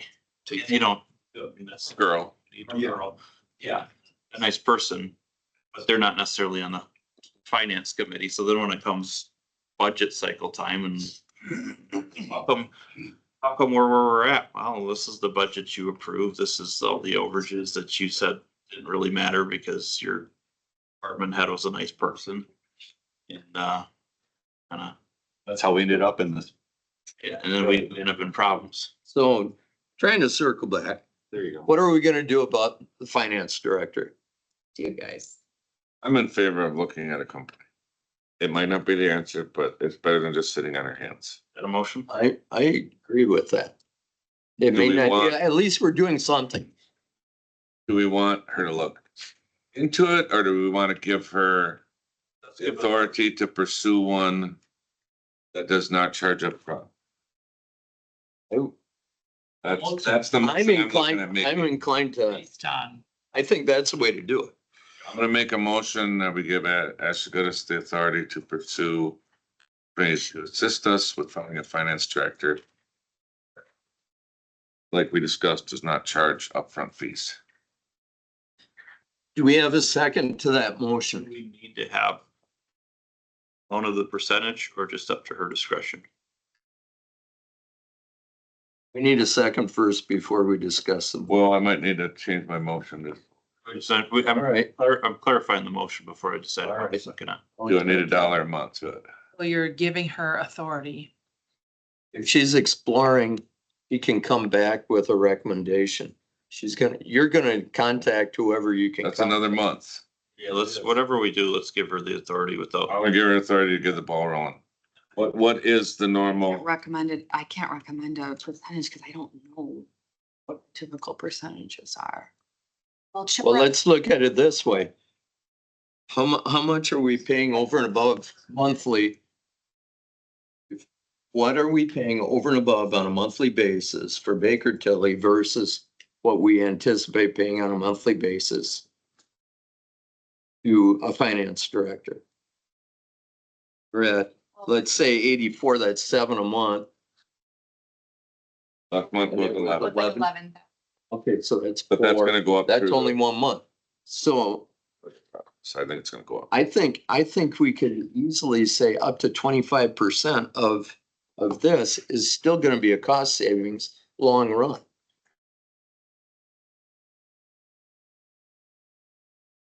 I mean, as long as it's fair and reasonable within industry guideline. Right. The Industry Google expectation.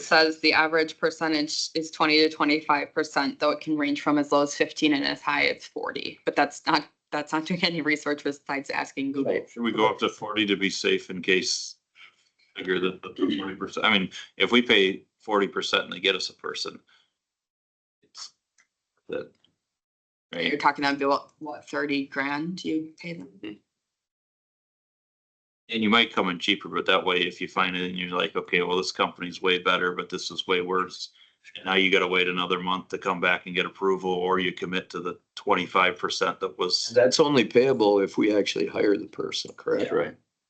Yeah. But you've got to look at the length of term too. Is it on the first year's salary or is it on the 2 years worth of salary?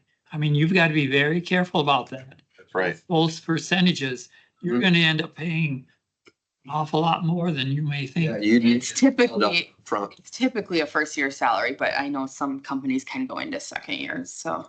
Well, how about I do this? Let me do my motion. I make a motion to go up to 25% salary to the finding of a company to find it with, and we have the First year chair. salary.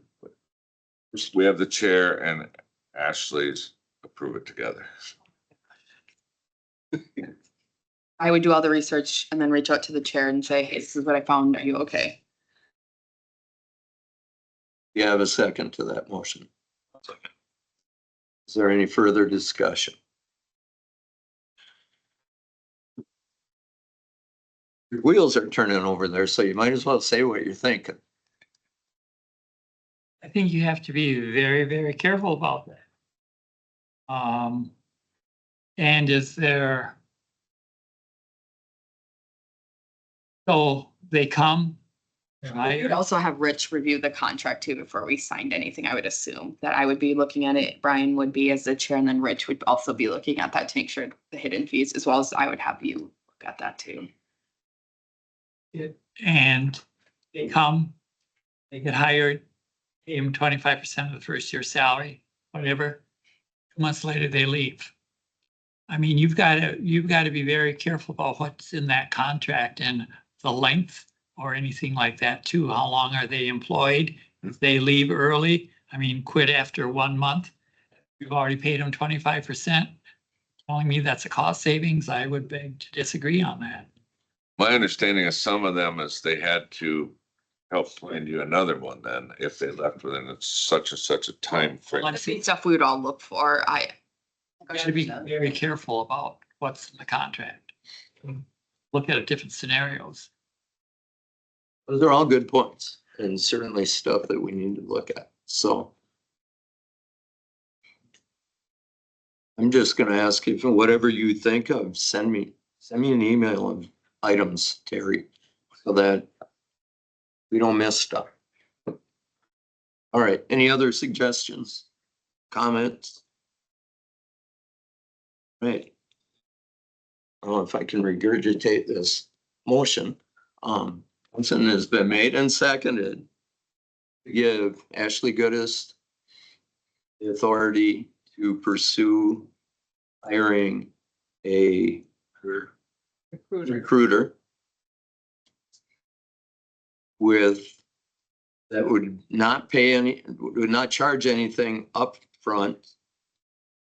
The maximum to be 25% of a first year wage for the finance. The finance chair, Pardon? with approval of the finance chair. Yes. Final approval by him. Right. All in favor of that motion, signify by saying aye. I, Opposed? That carried. Approve the invoices. Follow up on the two from last time. Absolutely. Okay, so I did talk to the clerk of courts regarding the guardian ad litem incompetence charges. So yes, this is a court-appointed GAL due to incompetence. And yes, the register and probate does request reimbursement from the ward for those attorney fees. They do offer payment plans. The clerk's office does if the ward is unable to make a lump sum payment. There is a revenue line associated with this incompetence GAL, but historically it hasn't been utilized. All of those reimbursements have been put into one account that ends in 767. And the clerk of courts and register and probate have decided that each February they'll request a journal entry from the finance department to move the appropriate revenues from 767 into 880 so that the revenues, when we close out our books for the prior year, can be properly accounted for. And Lori did already make that request with Tanya, and that has been accomplished. Then on the second one, you guys had the well abandonment questions. So I did ask Nick, and his response was, we are reimbursed 70% from DATCAP for well abandonments, and the other 30% is paid by our county well abandonment program. That's why you see two entries on the payment approval report for each abandonment. For LW 0924 and LW 1924, we had to wait for either the well abandonment form or a signature from the landowner in order to finalize the reimbursement. And that's why there was a delay in processing. Because I think you guys had noticed those were back from August or September. For the two outstanding items from last time.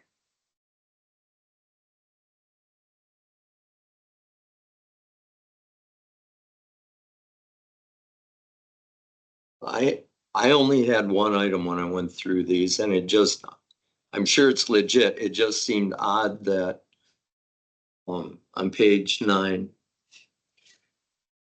replacement handgun for the sheriff a month and a half before he left. Maybe, So- Do you want to take that or do you want me to? What was the question? was a replacement handgun for Sheriff Wallace a month and a half before he left. Not even a month and a half. So, okay, the history on that was they brought this to emergency services and they didn't really need to because when we had a retirement in January of 2023, they already approved a policy that the retiring deputy can keep their service weapon. So I believe that the gun was ordered for emergency services, made that motion because there was already a motion a year ago that approved this. It just got brought to the committee again for some reason. I guess I don't recall. I just know when we ordered a gun, it can take months to get. Yeah, even we didn't want to be short a gun. So I ordered it. I get that. That makes sense. But yeah, that I think we're gonna have another retirement coming up soon. That is a standing policy that if you retire from service with the county, you can take your service weapon with you. I order them straight from Glock. I don't buy them from a gun dealer because we get a lot better cost. It just takes us longer to get them. Like I could go to Ace today and buy the same gun for 50 to 80 bucks more and have it tomorrow. I order them from Glock and they're a lot cheaper, but it does take months to get them. Is that what Keesler Police Supply is? Yes. $500.50. Yep. That was the only thing I had. Too. What are the two for the Board of Public something? Pages. I went and closed out a stupid thing out. Of commissioners. Yeah, public, one was for 17,000 and Is that? Who's the vendor? if you go through, it's like the first or second page or by alphabetical order.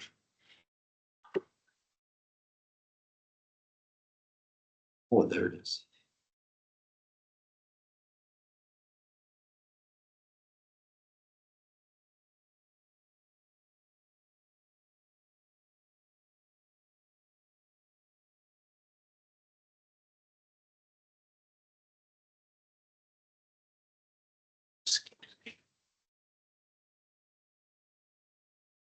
That one was for 1746, page 4.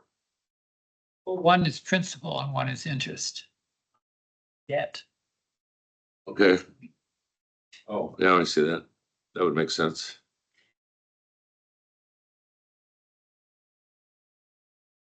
The Board of Commissioners of Public something, I'm assuming. Public lands. It's an annual trust fund loan payment. Oh, Connie, your name is on this. Do you know what this is for? Sorry to put you on the spot, but your name is on this. My name's on a lot of things. You're the main contact though? Is it Oh, what that is that's our loan. the trust fund loan from like 2021? Yeah. Okay. And then I got one other one, American, $1,764. And it says here it's from 8/9 to 8/27 of 2024. Something for HHS. I just thought it was odd that it was so late that it was getting posted out here.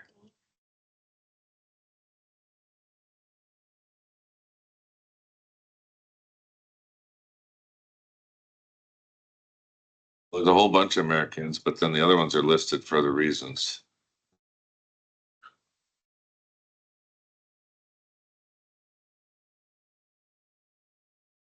So someone stayed for, or there's 18 nights charged to this invoice.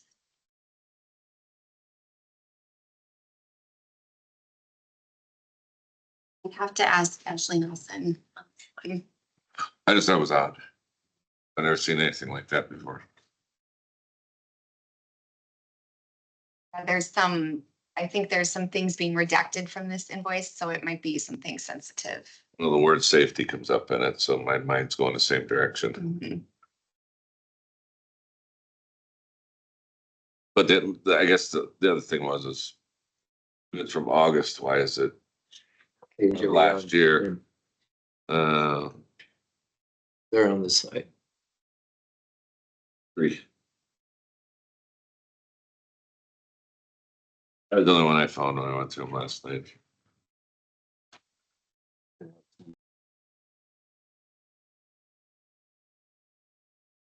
I just thought it was odd, it's not showing up till now, I guess.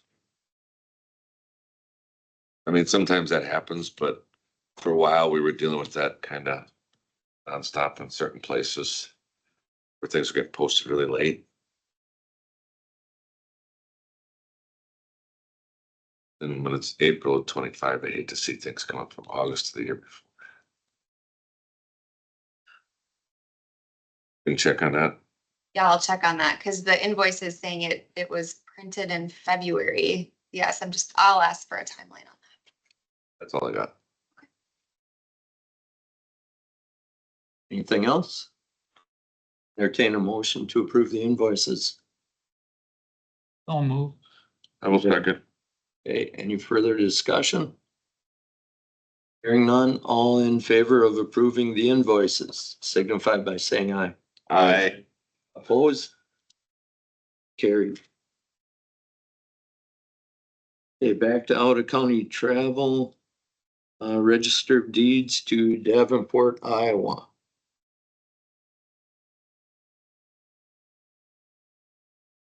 That one's in our packet here. Yeah, fiddler training for Mary. Sounds like their main software.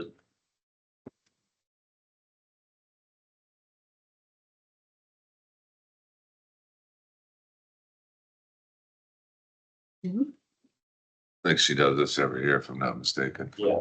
Yeah, that's a subscription service that, yeah. Okay, I'll make a motion to approve.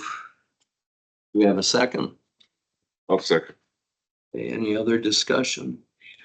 Hearing none, all in favor of approving out of county travel for the Register of Deeds to Davenport, Iowa, May 19th through the 21st, signify by saying aye. Aye. Opposed? Out of county travel for county clerk to New Glarus. It's our yearly summer tour. The New Glarus Brewing, I saw. That's a nice tour. It's pretty cool, isn't You it? guys go on a cruise last year? No, not the clerk's office. The husband and wife did. Yeah, there's quite a bit of stuff on there, so. So this, like a 3-day? Yeah, it's every year for us. 2.5. We usually pick a county and then that's where we go. So I think last year it was in Wausau. Well, they come to Rest County. I could probably do that. Get them here. We just gotta have enough roles and, We got enough. It's fine. I mean, there's Working 72 ahead of clerks. Right. Haas is up there too. So Any questions? That Also at the campgrounds. yeah, Exactly. there we go. shower. They have had it before. You got cabins at Trails End. They can shower at the fairgrounds. Yeah. Aren't you funny? Here to help. Soon they'll be able to shower. You soon. Okay, I'll entertain a motion to approve clerks out of county travel to New Glarus. You have a second. I'll second that. Any further discussion? Hearing none, all in favor of the clerk traveling out of county to New Glarus from June 22nd to the 25th of this year, signify by saying aye. Right. Opposed? Carried. Item 9, consider employee compensation for sheriff office chief deputy. This discussion, we need to enter into closed session. Right away. We don't. Okay, It'd only be going into close if you're gonna discuss the specifics of. all right. Okay. Well, background, It's a resolution now, isn't it? Yeah, The resolution I signed and handed to you. Yes. That's the theme. did I go ahead and read the resolution or? well, I can give a little recap about what just happened in personnel. So actually, let me go back farther to our ad hoc interview committee, so you have the full picture. Ashley and Phil, please step in where I'm missing things. So there are 2 vacancies in supervisor level positions in the sheriff's department. One is the jail captain, who is responsible for running the operations of the jail. The other is the chief deputy, who is responsible for running the operations of the road. Okay, so the chief deputy position is appointed per state statute by the sheriff. The sheriff can appoint whatever proper person the sheriff sees fit. So we, as the county, have no control over who that person wants to appoint, okay? So he went through his process to get applicants for that position and selected the candidate that he wanted to go with. The jail captain, on the other hand, is a general hiring process type employee. That position is not appointed. So the HR manager posted for that position, received applicants, and that went through the interview process. So administration is given the ability to negotiate with candidates between step 1 and 5 on the wage scale. Anything over step 5 needs the ad hoc interview committee approval.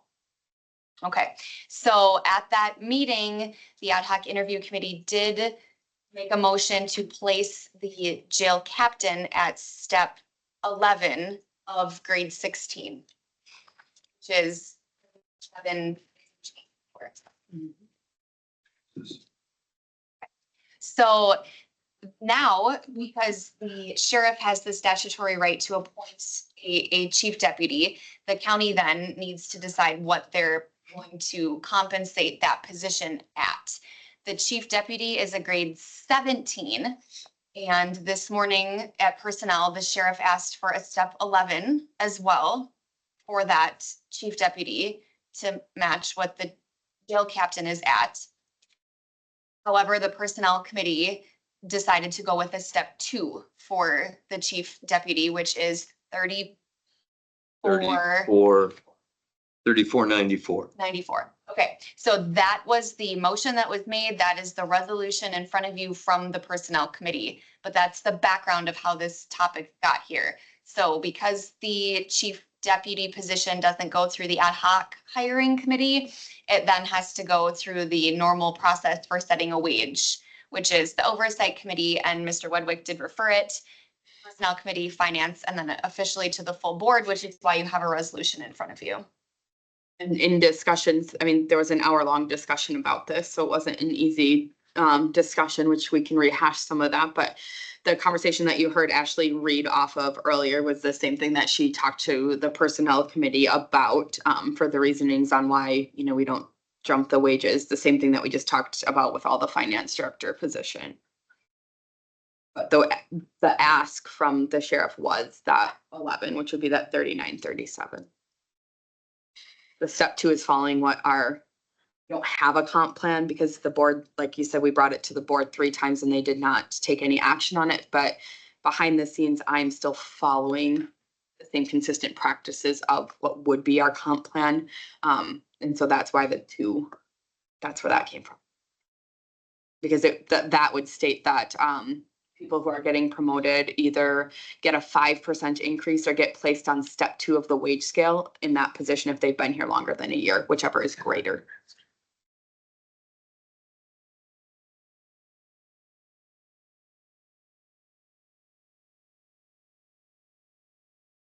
So again, general discussion about chief deputy as a position remains an open. If you would like to talk about the candidate that was selected and their particular qualifications, pros, cons, what have you, that is the discussion that the closed session is on there if you feel you need it. We can still talk about the candidate in open though, right? Just not in any type of detrimental way. Yeah. Yeah. So was the jail captain hired from internal? Was it an internal? Okay. So what? Yes, you should probably note right away that Ashley and I and multiple board members do not agree with the wage that was given to the jail captain. Didn't really follow past practice or? It's just, I don't see the justification for going that high compared to other people that have had the same asks and where we've placed them on the scale.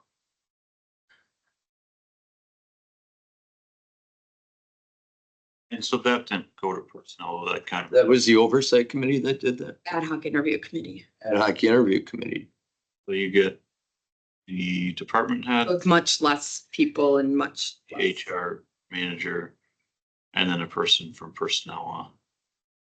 Or a board member from personnel, or whatever the oversight committee is in a board member. Personnel and oversight. Or That person. committee is just for a 4 voting member. There's me, there's the department head, the oversight, 1 person from the oversight committee and 1 person from the personnel committee. Department head being the sheriff. Yes.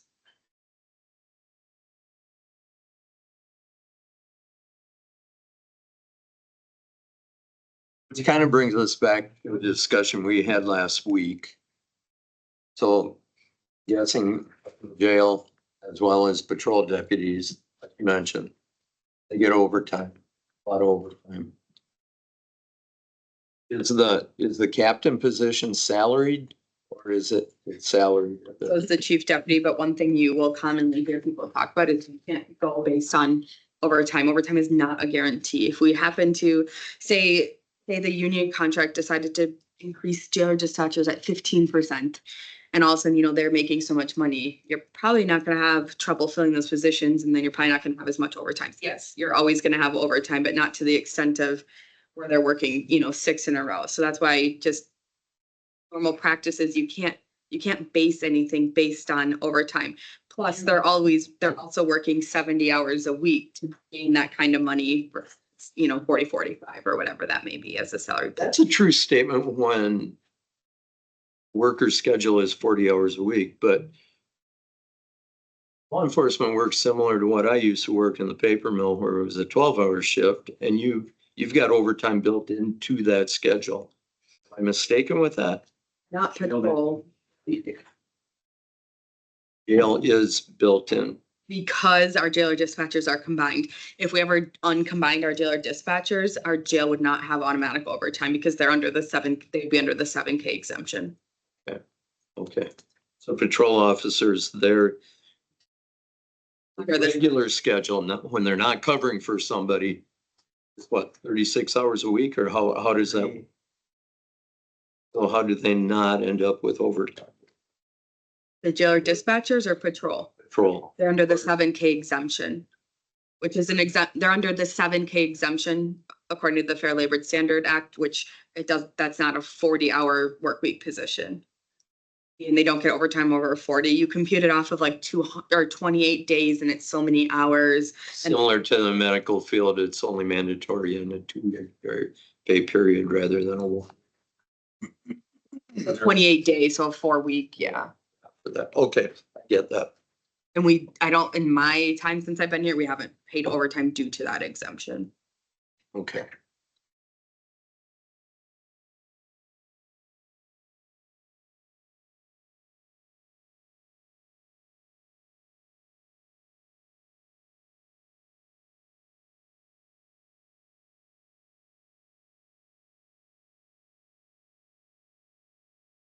So what's the ask here?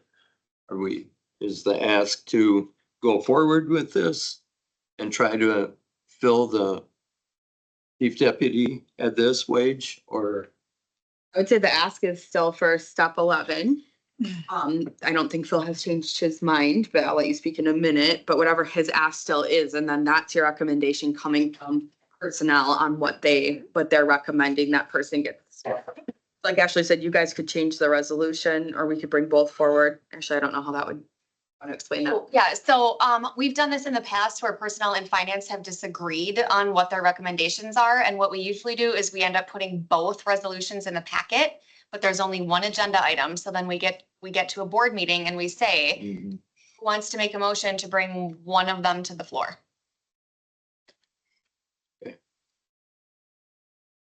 Like a motion to pass with personnel pass today. You want to make that motion before hearing my side? Go ahead, Mr. Grass. Sheriff.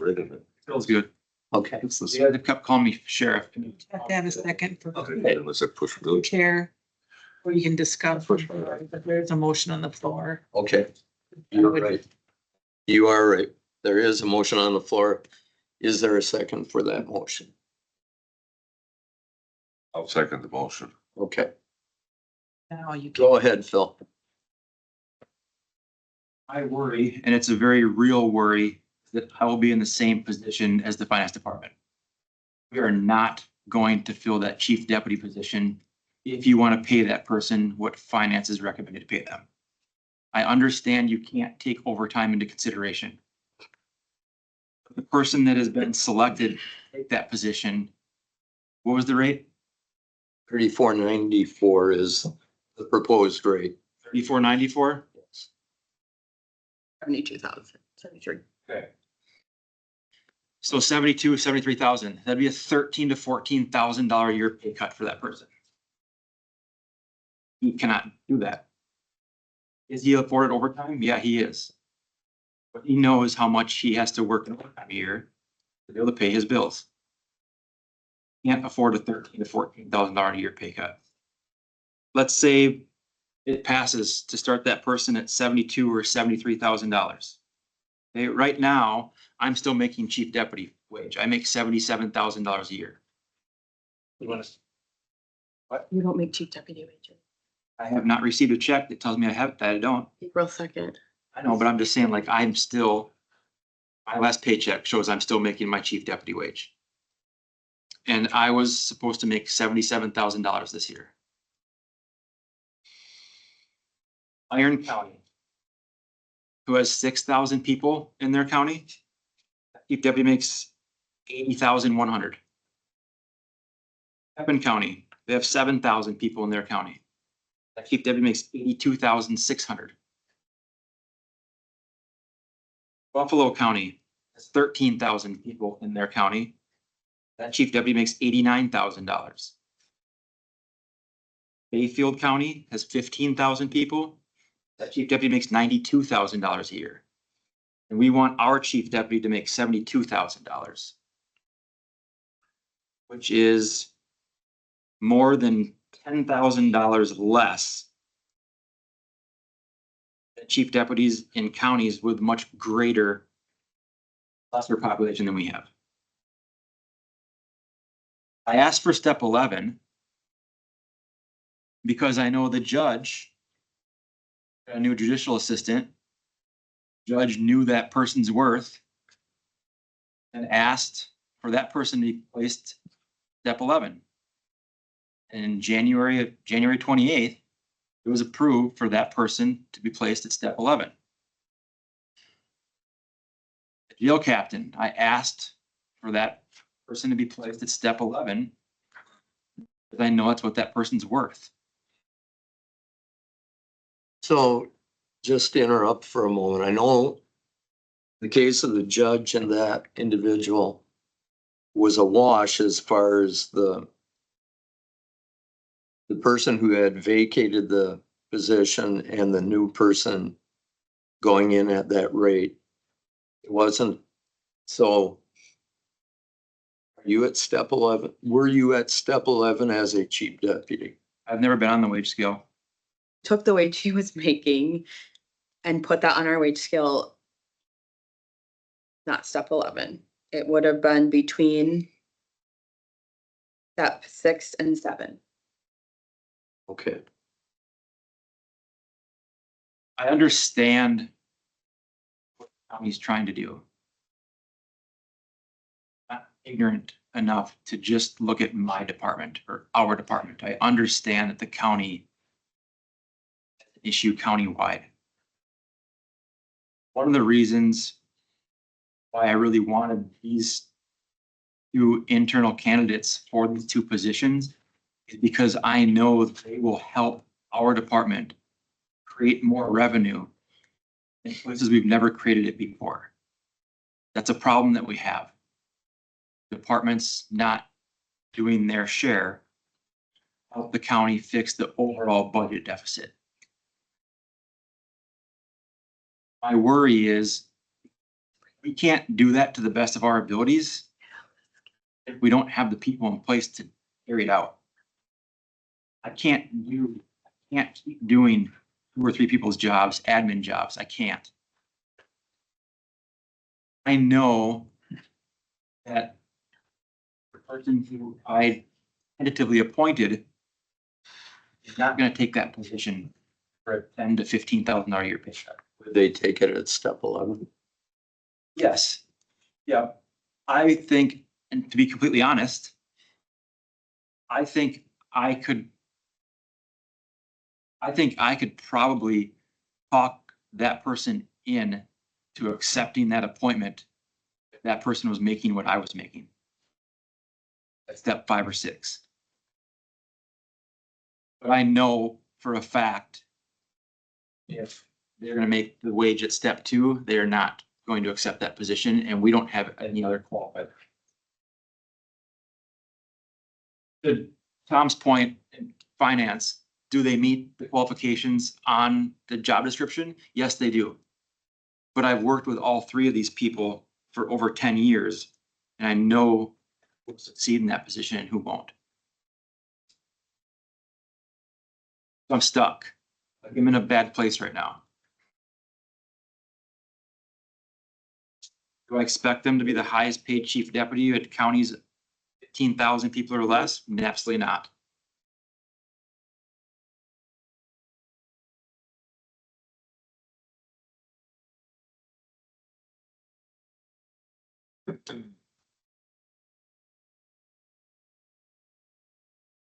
Well, I can some of the discussion. Oh, sorry, go.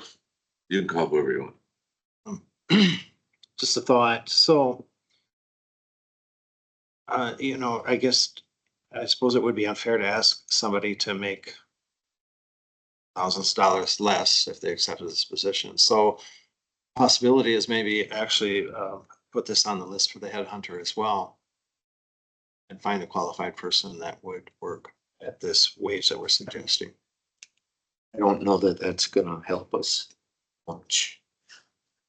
And we'd be hiring somebody that we don't even know. I know all three of these candidates and know what their work experience is. I know what their work drive is. I know what their results are. I know all of that. I'd be really hesitant to put someone in an admin position in our department.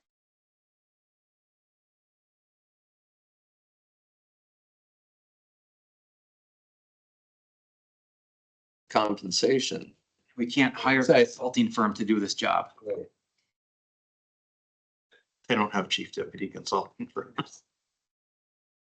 What is the step 7 for the compensation?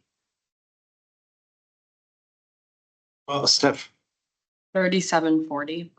step 5 is 3642. I currently make 3706.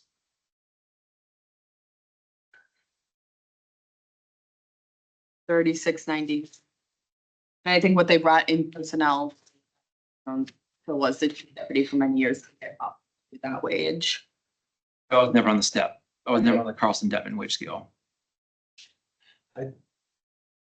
Chairman, I think that if we want to get into this further, there would be information to discuss that would need to go into closed session.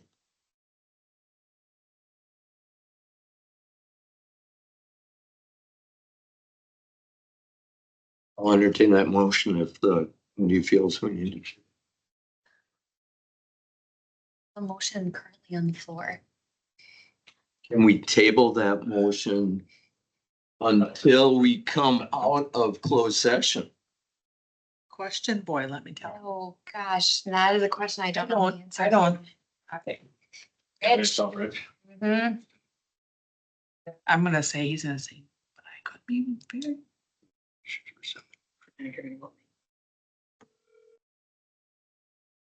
We dial.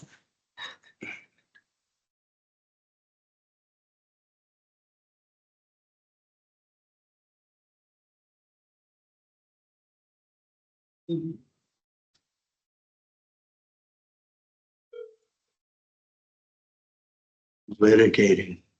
And both of it.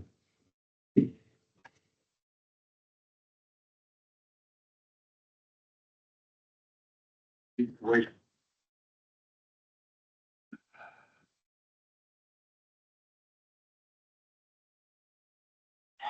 Okay, so. we Vote on this, and it was defeated, Then you can. then we could go into closed session. Coming out of closed session, I don't know if you can make the same motion again. What are you guys all wanting to talk about in closed session? Probably can't say in open Well, session. you can- I don't know. There's not, it, with the union, like what the union is doing. It's basically, yeah, setting up that, some of the things that we talked about that when we arrived at that decision, personnel. Actually, can any of that be said in general terms?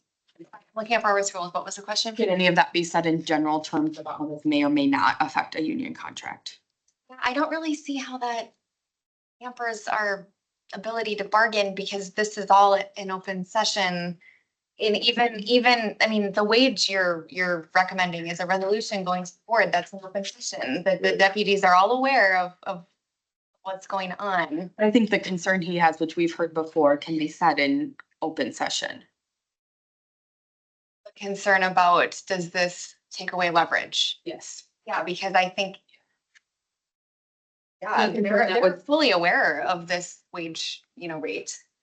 And if you were to go higher, they'd be fully aware of that as well.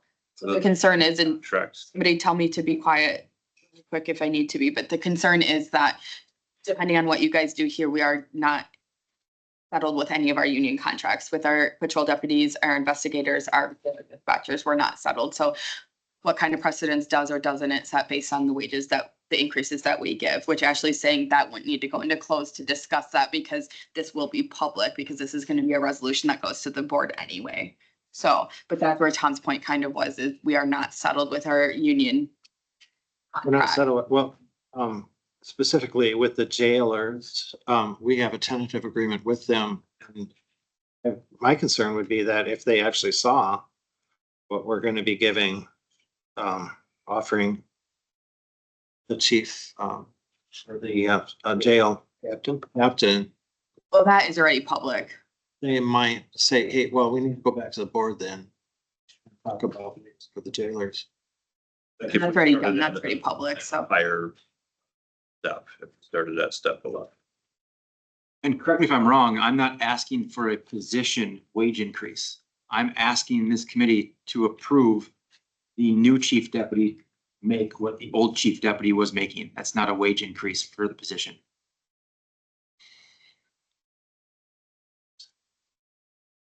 I believe personnel's mindset was to get this back on track with some other positions that had already come and ended up at step 2, give or take. I had also asked for increases to be at a higher wage. The committees had said no, step 2. And then the other thing that was brought up in personnel is we've recently had employees, like the employee who I just received her resignation from, she did ask for a higher wage as well, to be placed up on a higher step placement. I think only like step 7 maybe. And it wasn't even entertained to go to the committee. So personnel brought that up, that, you know, there is other people asking in the county, you know, to be higher up on the scale. I think you're open Pandora's box.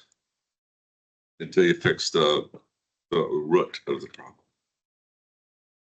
You wanted it to make the same as the previous step 6 would be 36.91. So that would be a hair lower. And step 7 would be 37.40, so a hair higher than what would be. And so what is budgeted? Because in the budget would be our 37.06 for 2025. And your recommendation, the HR perspective, is that this would open up all these other people coming back saying, how come we don't get a higher step? We already opened that can of worms because of the decision the ad hoc interview committee made. I think Ashley's comment was what you guys have to figure out is just say 2 wrongs. 2 wrongs make a right. So it's our opinion that the jail captain position never should have been offered that high of a wage.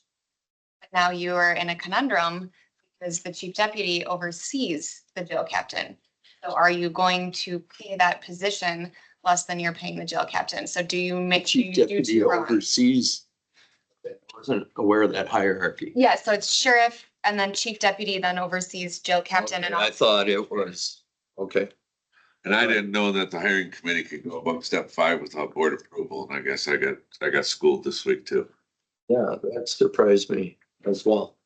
Oh, You were the department head or chief deputy and jail captain was one of the people that made that decision to step 11 for the jail captain though, correct? I didn't follow that. Yes. You were one of the decision makers on offering that jail captain step 11. I did not make any decision. I just asked for it. Yes, you You did. weren't on the ad hoc committee for Yeah. jail captain? I asked for the jail captain to make a certain wage. The ad hoc committee You're not agreed part with of, that. you're not part of that committee? What? You're not part of that committee?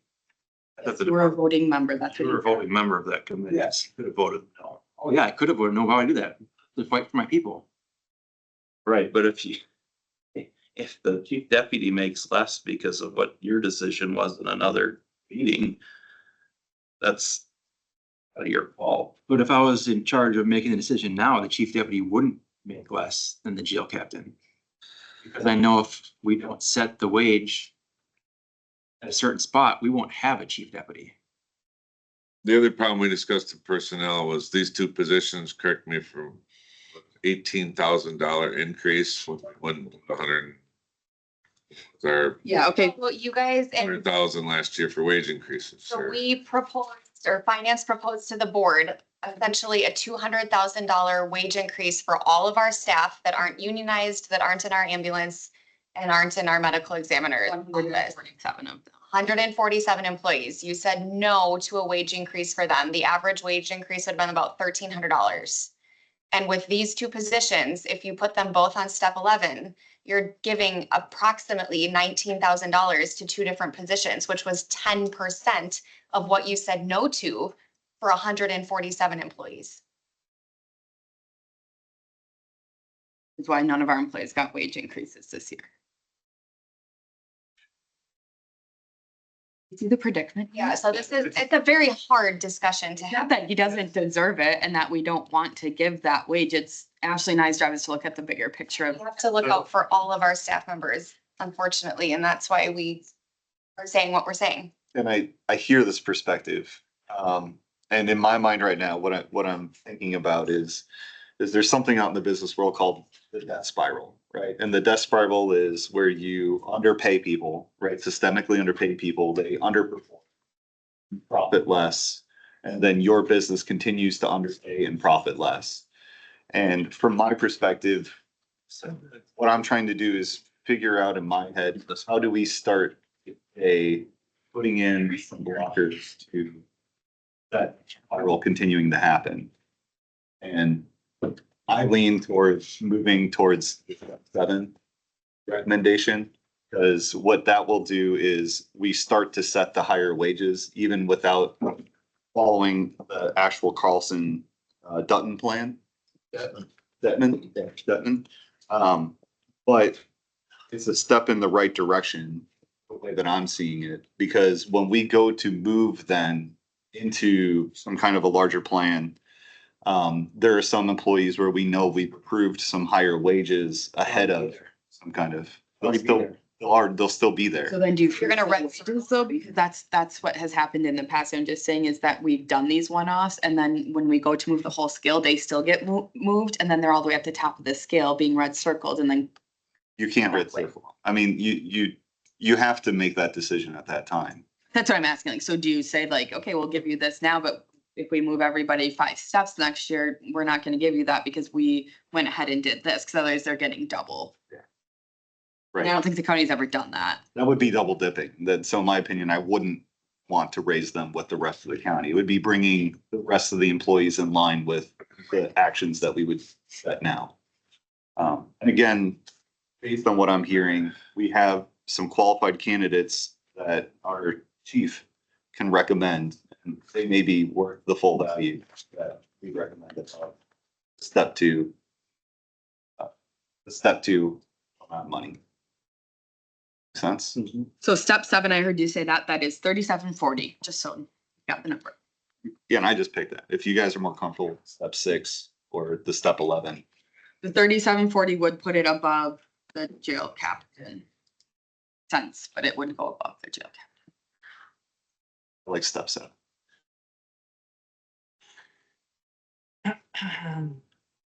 You do, as a reminder, you How do you want it? on the floor. Right. Yeah. So for this, But does he want? It's still part of the same Right. document, Terry. it's Jeremy, Mhm. if we've got a motion on the floor for the step 2 wage. We can, Somebody. you can make a motion to amend at the step 7 wage.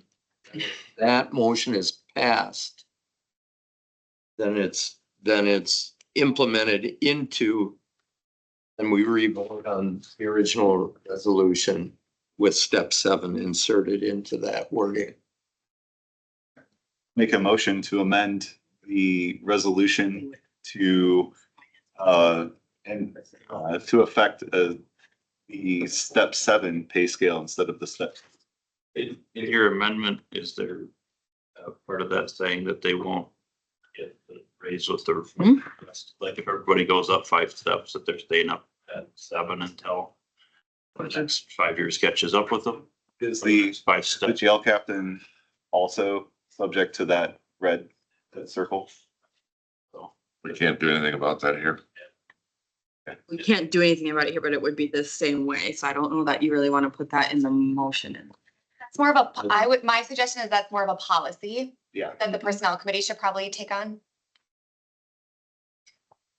There's probably more than even just those two. Is there a second to Jeremy's, motion to amend? I'll second that motion. Is there any further discussion? Well, my thoughts on it are, I get that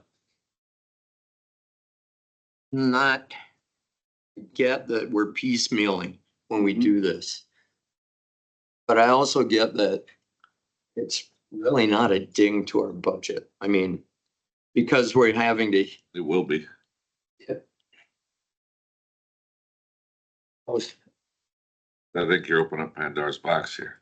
Well, we've kind of it's already been opened. The jail captain.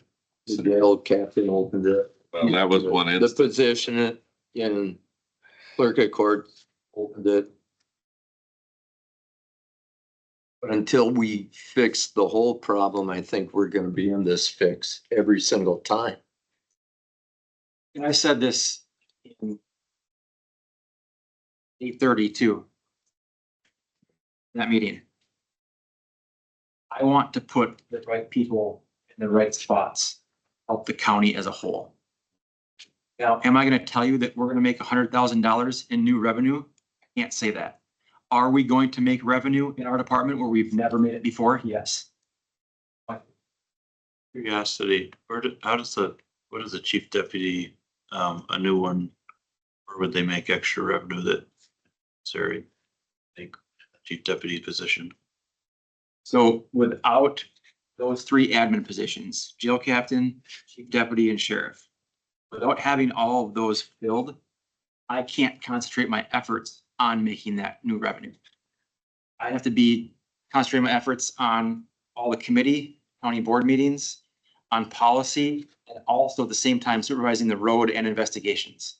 I wouldn't have enough time to do that. I'm doing that right now and I can't keep up. Where's the new revenue come? You said $100,000 in new revenue. I said, I can't tell you that I can create $100,000 in new revenue in the first year.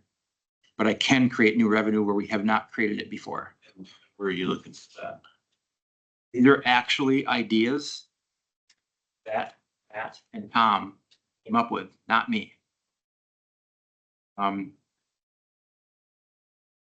First one that was brought to my attention or brought up to me was that our county currently has an electronic monitoring program. However, the rules and restrictions governing that program not allow many people to be on it. We pay a company called Sun Monitoring, Inmate, pays the company $30 a day to be on that program. Russ County only gets $5 a day out of that 30. Say something, Terry? No. No, Russ County only gets $5 out of that 30. We could take money out of commissary to buy our own equipment. It would allow inmates to get on EMP. And even if we charge 20 or $25 a day, less than 30. But it all comes together. All of it comes up. This is just you're looking at also kind of loosening the restrictions. Yes. I said, you know, that, like you said, that ours is a lot. I have had inmates and attorneys contact me in the last 2 to 3 months saying, hey, will you please look at your EMP requirements? Other counties are not that strict. Other counties are not that strict. Counties have several people out on EMP. I think we have at least 2 inmates that aren't being housed at our county right now, and they're serving their sentence at different counties because they're out on EMP. So other counties are making that revenue. We're not. I had a meeting in the jail lobby last month with an attorney saying, hey, this person is eligible in all these other counties for EMP, but not in yours. Why not? I said, I didn't make the rules. Brought that up at a jail. So, somebody made the comment that, well, does the public really want all these extra people? Ankle bracelets, I think that was you. Yeah, that made the comment when I brought that up, that maybe we could. My opinion is someone's sitting in jail on an OWI third or fourth. Why can't they be out on EMP? And be I agree, I thought that before you were against that. When we discussed it, but when we were talking about the jail before. I'm not sure. I don't recall that. But that's one way. Another way is currently our inmates have no access to the internet. And a lot of requests to have access to the internet. Through Stellar, the company we already do services with, Stellar will provide us iPads. The inmates will be allowed to use those iPads or tablets, obviously with very strict restrictions on them. And everything will be recorded. But the inmate pays us with those electronic devices. Never been done. I think in the last 1 to 3 years, we maybe had one person eligible for EMP because our requirements are too stringent. I mean, if we have one person on EMP with the new requirements, they're paying us, say, $20 a day. Is it a month?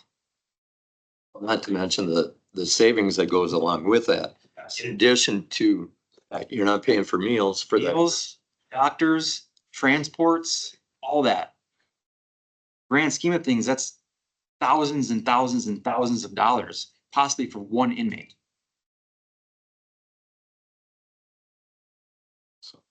That inmate, while they're in here, they aren't part of the working population.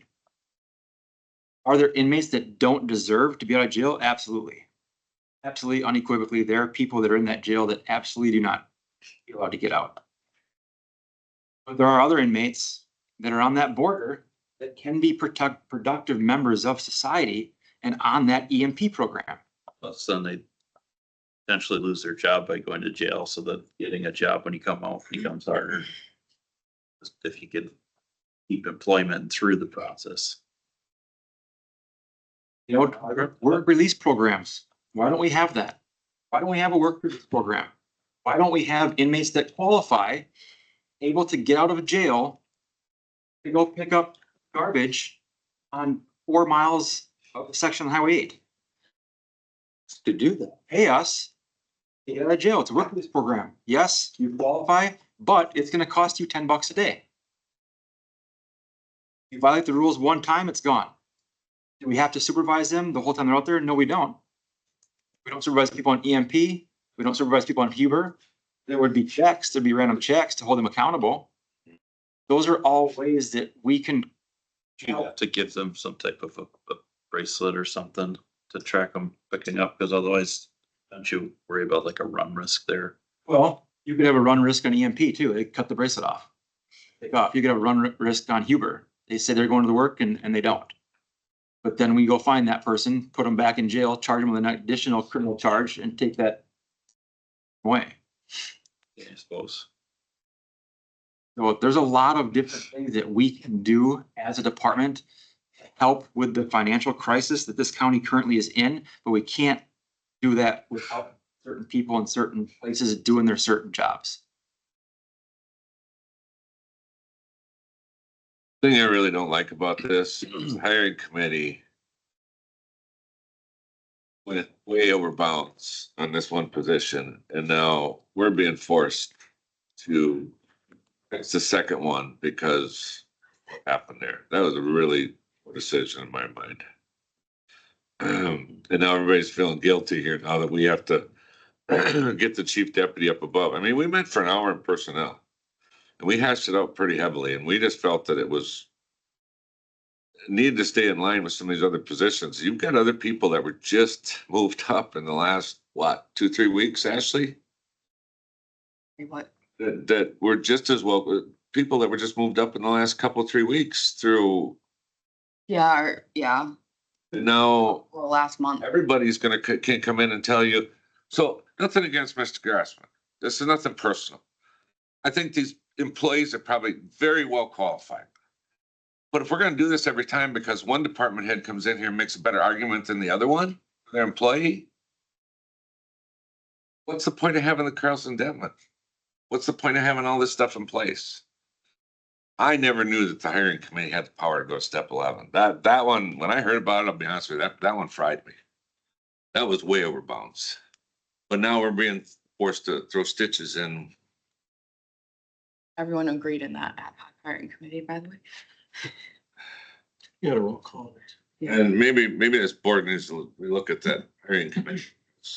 That may not be the best setup there either. I think that It'd be comp plan would fix those things as well, because you have one consistent policy that you're following and one person making that decision versus team.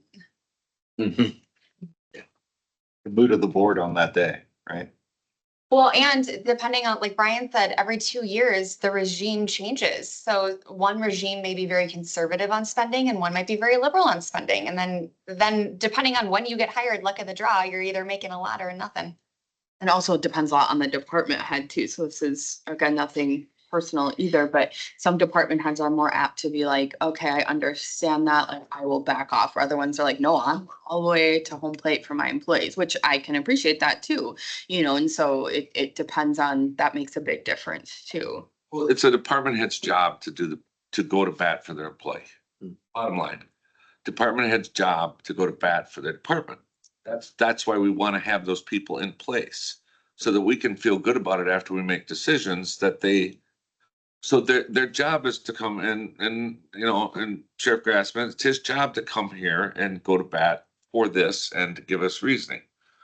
It's our job to decide where this fits into the whole scheme of things. And I wouldn't be pushing so hard for this if I didn't wholeheartedly agree that if we can get our command staff, if we can get the right people in the right places, we will be able to help the county with the budget deficit. What number that is, I can't tell you, but I know it's gonna be more than we've done the last 1, 2, 3, 4, 5, 6, 7, 10 years. And I That was 0 in the past one too. don't disagree with you, but if we called up highway and asked them to come in right now and discuss another position out there, they're gonna have the same thing. And that's where us as a committee have to look at this from the whole perspective. Just want to remind folks of that. Chairman. So in our personnel committee meeting, our admin coordinator actually brought up the fact that, he said basically that 2 wrongs don't make a right. So if we keep ahead with this kind of thing, it's not going to make anything right.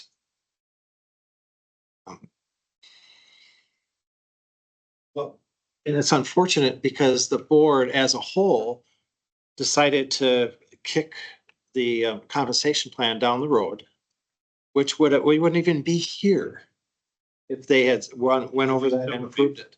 This would not even. This is appointed though. What's that? We'd still be here with chief deputy because it's appointed. Although you won't have the. But we would have, they're on the. We have the pay structure. They're on the wage scale, so I mean, and that's what that plan covers. So it would not, it's a no-brainer, that would all be outlined. So we wouldn't even be here, and it's unfortunate. So the thing of it is that I agree with Jim. I think we're not, I mean, granted, the can of worms is open. Why do we have to open it further? It's just 2 wrongs do not make a right.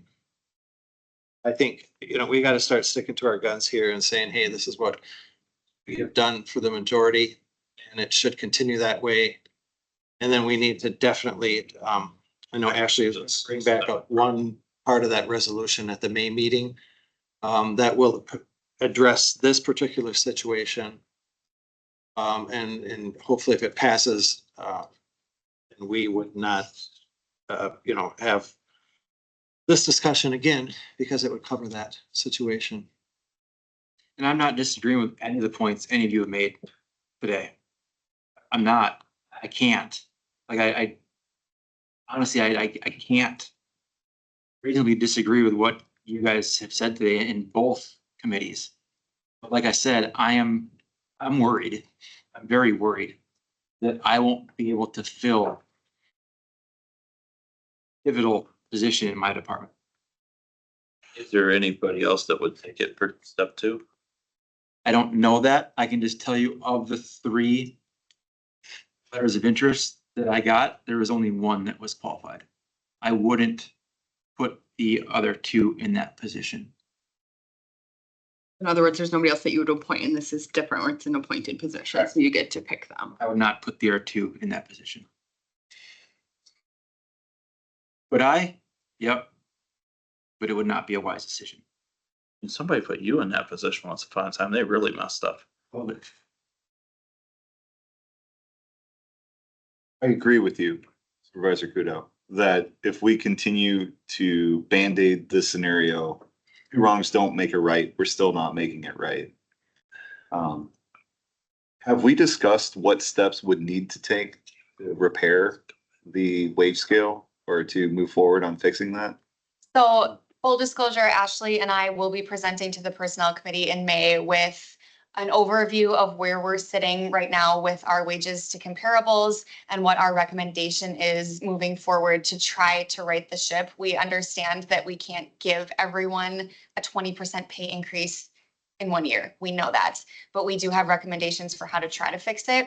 And unfortunately for the Sheriff's Department, this is what happens when organizations are reactive and they're caught in the crosshairs here because everything has come to a head with us reacting to things rather than being proactive and having a comp plan. So we would expect, outside of these one-off discussions like we had today for a finance director and now the chief deputy, we would expect in the future, the avenue to get out of doing those kinds of discussions would go through the personnel committee Or a recommendation to the full board, yes. for a new recommendation to the full board. To submit a resolution to the board that addresses this situation that would, so it provides a scenario that we could follow. We'd have a procedure. And that procedure could still end it back here, because I would say I can't be the end all, because I don't have that power or authority, but there still would be a more formalized plan in place.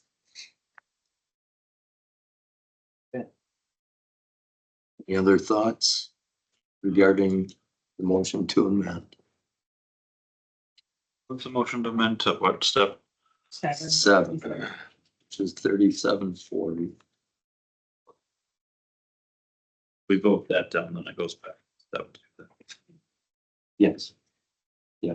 Will you be taking a second resolution to the board? That's my question. 'Cause Nope, if it fails, there would be no second resolution. It would be up to if Fails, a but- board member wanted to amend on the floor at the board meeting, that would be what would.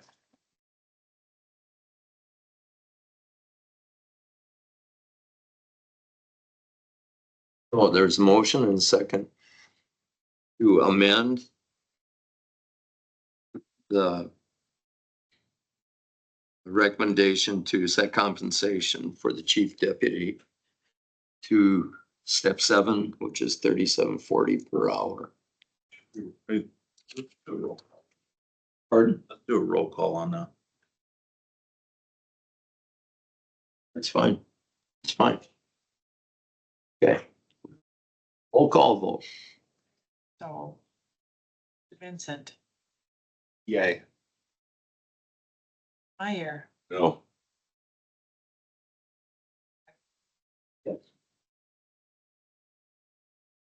No. Wedwig. Or the deciding factor.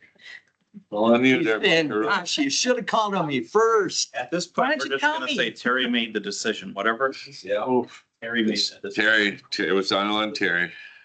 I'll do this a target on my back. What? We're voting on the amendment to the original motion, That's right? correct. And the original motion Step 2. It's step 2, 3494. The amendment is step 7, 3740. which is, you said the current wage that you were making was equivalent to 3706. 6, so it's about what I mean. 36 cents more, but our steps don't align properly.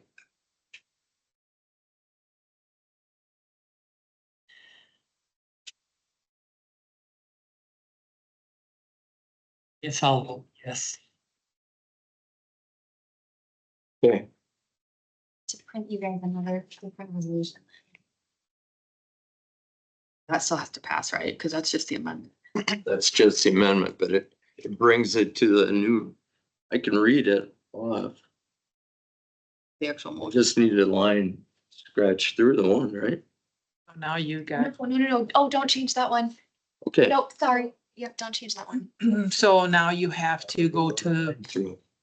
Mr. Coggins. Yes, ma'am. Now you have to go to the original motion That's amendment. as amended. Okay, Read that off. okay. Can I do that before you do your thing? Yeah, absolutely. Okay. Right. Oh, I hate being green at this. Because you're gonna redo the resolution, correct, and have finance sign it? Thank you. So you're approving the resolution that I had passed by personnel, passed and recommended by personnel, but now it'll be the resolution to, Got it. Yeah. Okay. So.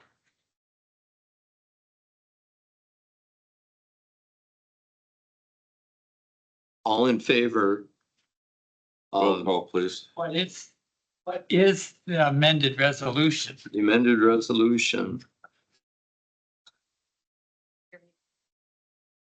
You can, if, Okay. as long as you have it. So whereas Sheriff Jeffrey Wallace retired from his position on April 1st, 25, whereas Governor Evers appointed then Chief Deputy Phil Grassman as Sheriff of Rusk County, thereby creating a vacancy in the Chief Deputy position. And whereas Sheriff Grassman has offered the appointment to Investigator Matthew Wychick to serve as the Chief Deputy of the Rusk County Sheriff's Office. And whereas the Personnel and Finance Committees have reviewed and considered step placement for the Chief Deputy position, and Finance recommends it be set at $37.40 per hour, which is step 7 of the established wage scale. Therefore, be it resolved that the Rusk County Board of Supervisors does hereby formally acknowledge the appointment of Matthew Wychick as Chief Deputy. Be it further resolved that the Board of Supervisors approves the wage for this position at $37.40 per hour as recommended by the Finance Committee, effective April 23rd, 25. So Finance and Personnel are now in disagreement over what their recommendations are. So the one that you're voting on right now is a recommendation from Finance at $37.40. Yep. Where Personnel's recommendation is $34.94. So there could be two. Both resolutions will go to the county That board. is how we have done it historically. And then on the floor, you need to decide which one you're bringing. Pass it up. Okay. All right. Not both of them will make it to the floor. What if one resolution makes it to the floor and it fails? Can you bring the other resolution? Yep. Just one. Okay, so if we vote this one down, it doesn't go to the floor. Then only the 37 will go. Yes, if the vote you're taking now fails, then that is the only resolution going. Wouldn't we just amend? Because that's not what personnel did not recommend $37.40. Right. Personnel So recommend. you have, So I understand. so, You're even gonna be confused on this one now. okay, so how is that fair based off of, well, personnel went first and finance went second. So you're saying that finance out jurisdictions personnel. But what if we flipped it? What if you guys went first and then you guys went second? Remember when we did the wage? Well, I think it ended up by failing anyways, but the wages last year, I think personnel recommended a certain amount. Hmm. And then finance recommended some different steps in there. So then both of them came to the floor. And then it was up to the person making the motion. Got to choose which one they were making the motion on. But if if what it's gonna be is as amended, I don't agree with the amendments. I still have to, then I have to vote no on the main one. For here, but that doesn't stop the personnel one from going. Because Okay, that's what I want to clarify. personnel already, that's already on its way. They already passed. And if the finance one made it to the floor and you didn't agree with that in the discussion, couldn't you then say like, I don't agree, I agree with I your motion, it's not on the floor, blah, blah. Thank you. Got it. Okay. I'd like a roll call vote, please. It's already been requested. Oh, all right. So You who like re- to request it a second time. Okay, Did I do it twice? I thought maybe Phil did. no, Phil had already. So. I think we are ready for that roll call vote. okay, Mr. Wedwig, What are you voting on right now? The amended, The amended motion. which is 3740. That's them. The amendment passed, so now we're voting on the original resolution or the, yeah. Yes, The amended wage. Mr. Vincent, Yes. Mr. Undershoot, No. Mr. Meyer, No, Mr. Coggins, Yes. there you go. see, Terry, he didn't hesitate at all. He did bang. Right or left? hey, I had to break the other one.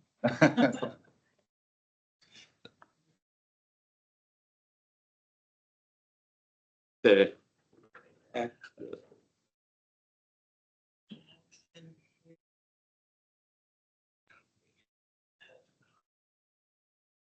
Ashley's next on the agenda. She just stepped. There is an amendment, I don't want to step out of order, but there's an amendment Funding source for. to the, which is why here, you could skip to that if you wanted to. I don't want to overstep, but you could. Where? The There's addendum, an amendment. Addendum. addendum, Separate page. addendum. Oh, Something- I forgot about that. My Something that joint apologies. management committee sent over here that I had to Oh, yeah. pass the Right, point on. man. They seem like they just want to spend money all the time. Yep. Yeah, joint management. So item 10, funding source for enterprise boiler project. Brett, would you like to enlighten the committee, please? Right, so background on this, Mr. Christensen Senior via email reached out to me on behalf of the Joint Management Committee to begin the RFP process to replace the boiler at the Enterprise Center, which is of course a joint owned property, as well as to install zone monitoring equipment so that they could bill specifically for each tenant who's in the building as to what heat they're using essentially. So I got that process to this point, but unfortunately, there's a serious lack of information for the general public as to how much a boiler system, in this case, a 1 million BTU boiler, costs. So I cannot recommend a good price to start at for the committee.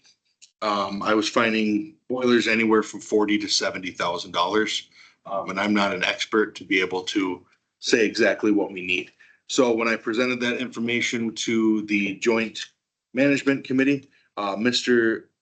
Biller and Mr. Kenyon made a motion to move to the Finance Committee to choose a funding source for this project. Being that we would have to basically run it high because we don't know exactly what it's gonna cost. Apologize, let me finish that statement. I'm accurate here. A funding source for the enterprise boiler project using mining funds was a suggestion that they had made. The reason we're doing this is we've had kind of a history of sending out RFPs and then pulling them back in, asking these companies to rework their RFP to try and save money. And we're trying to avoid that just to avoid frustration with the contractors that we're reaching out to. I believe that's all I've got. Any questions, feel free to send them my way. So, a little more background. So the Joint Management Committee, under my poor leadership, for lack of a better way of saying it, and I'm gonna say to a lot of inexperience, because I got to chair that committee about 10 days into my job here. So anyhow, we as a committee did not identify this as a need prior to budgeting for this year, and we did we didn't do much for budgeting, actually. So that committee has in the past kind of run by the seat of their pants, and whatever they collect for rent, they collect for rent. And any deficit, they just say, okay, county, take it out of mining fund. And that's been that way for years from what I can tell. Not a good way to run. That's the way it is, has been in the past. So in an effort to remedy this somewhat, the committee decided to come this direction and at least ask about funding source. So, and to Brett's point, having a dollar figure to ask for is pretty difficult because the information's just not out there to get. So I guess one question to be asked is, how dire is it that the boiler system be replaced this year rather than in 26? Glad you brought that up. I was gonna lead to that as well. This boiler, it was installed in 97. So is it near the end of its life cycle? Likely, yes. But if I were to pick a project, this isn't one I'd pick. It seems to be keeping up, no issues. We had it fault out one time, which was a simple reset this winter, on a really cold day. Likely the water was just a little cold, trip to fault. We reset the boiler, it refired, and we haven't had any heating issues in the building. So I couldn't in good conscience say that, yes, we absolutely have to replace this, though I do feel it is likely towards the end of its lifespan. So, I mean, that's my thought is, I'm on that committee. I don't think it is something that should be approved now. I think it should be brought forth. I think that the joint management should figure it out in their own budget process and then address their budget time. That's my thought. The RFP is written, the basic information is all there. If they look at this in the future, all I have to do is change the dates out and we're ready to rock next year. Right, so it wasn't a wasted effort on your part. We could say you got ahead of the game if that's what's decided. I'll be ahead in one place then this year. Yeah. So any other thoughts on that? Well, if I'm not mistaken, the boiler here is older than that, right? I So, yes. didn't even begin to tell you. The only difference here is we have a dual system. So they get to take turns. One is a primary, one is a secondary. And then we'll switch that yearly to help extend the lifespan.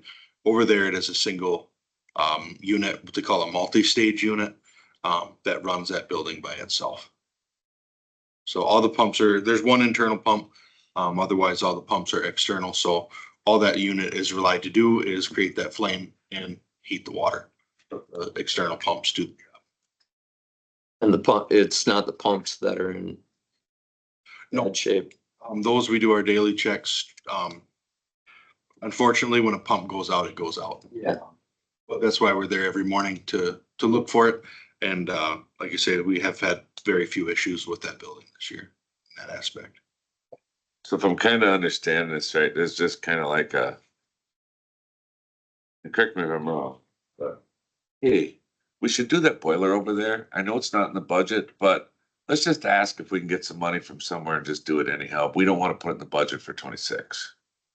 Am I kind of understanding this whole thing at this point? That's the way it came through. Well, other departments have to run off a budget. I Yep. think that one should too. I think it should be too. How much profit have we, like, I know last year we had a small profit from the joint management buildings, but are we looking at a profit this year?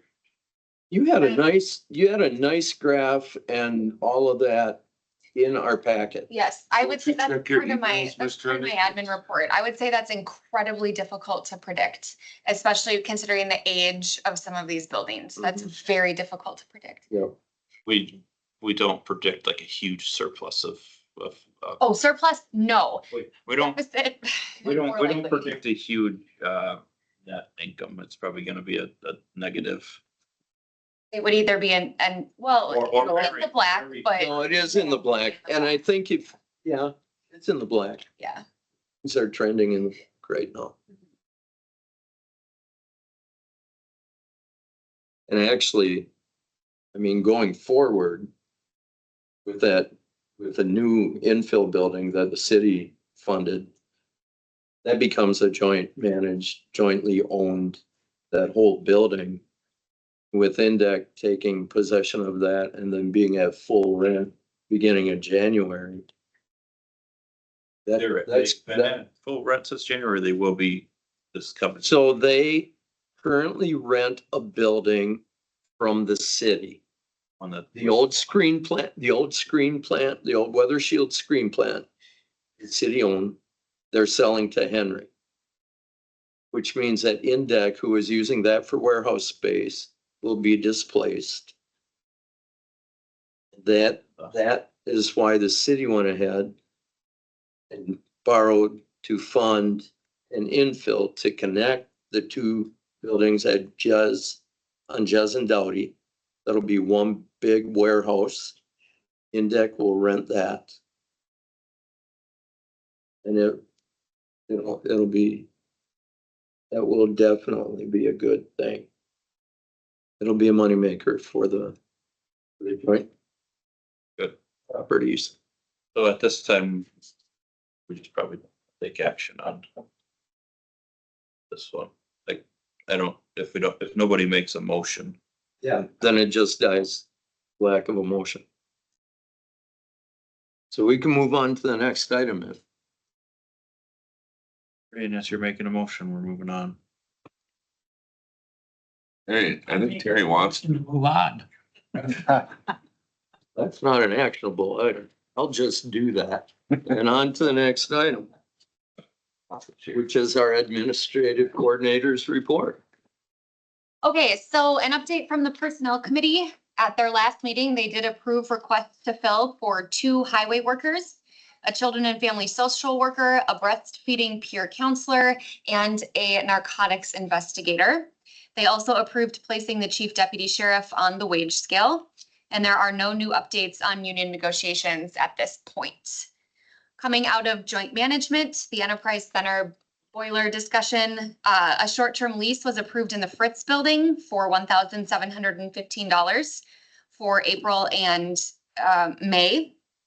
Also approved was a 1,000 square foot lease in the Gates building for $250 per month. And then we'll talk about the profit and loss statement sent out. Ad hoc construction, the recommendation from that committee to the county board is to move forward with the design development phase of a full highway facility and look at the jail at some point in the future. Baird will be in attendance on Tuesday to discuss financial planning and strategy for a debt issuance.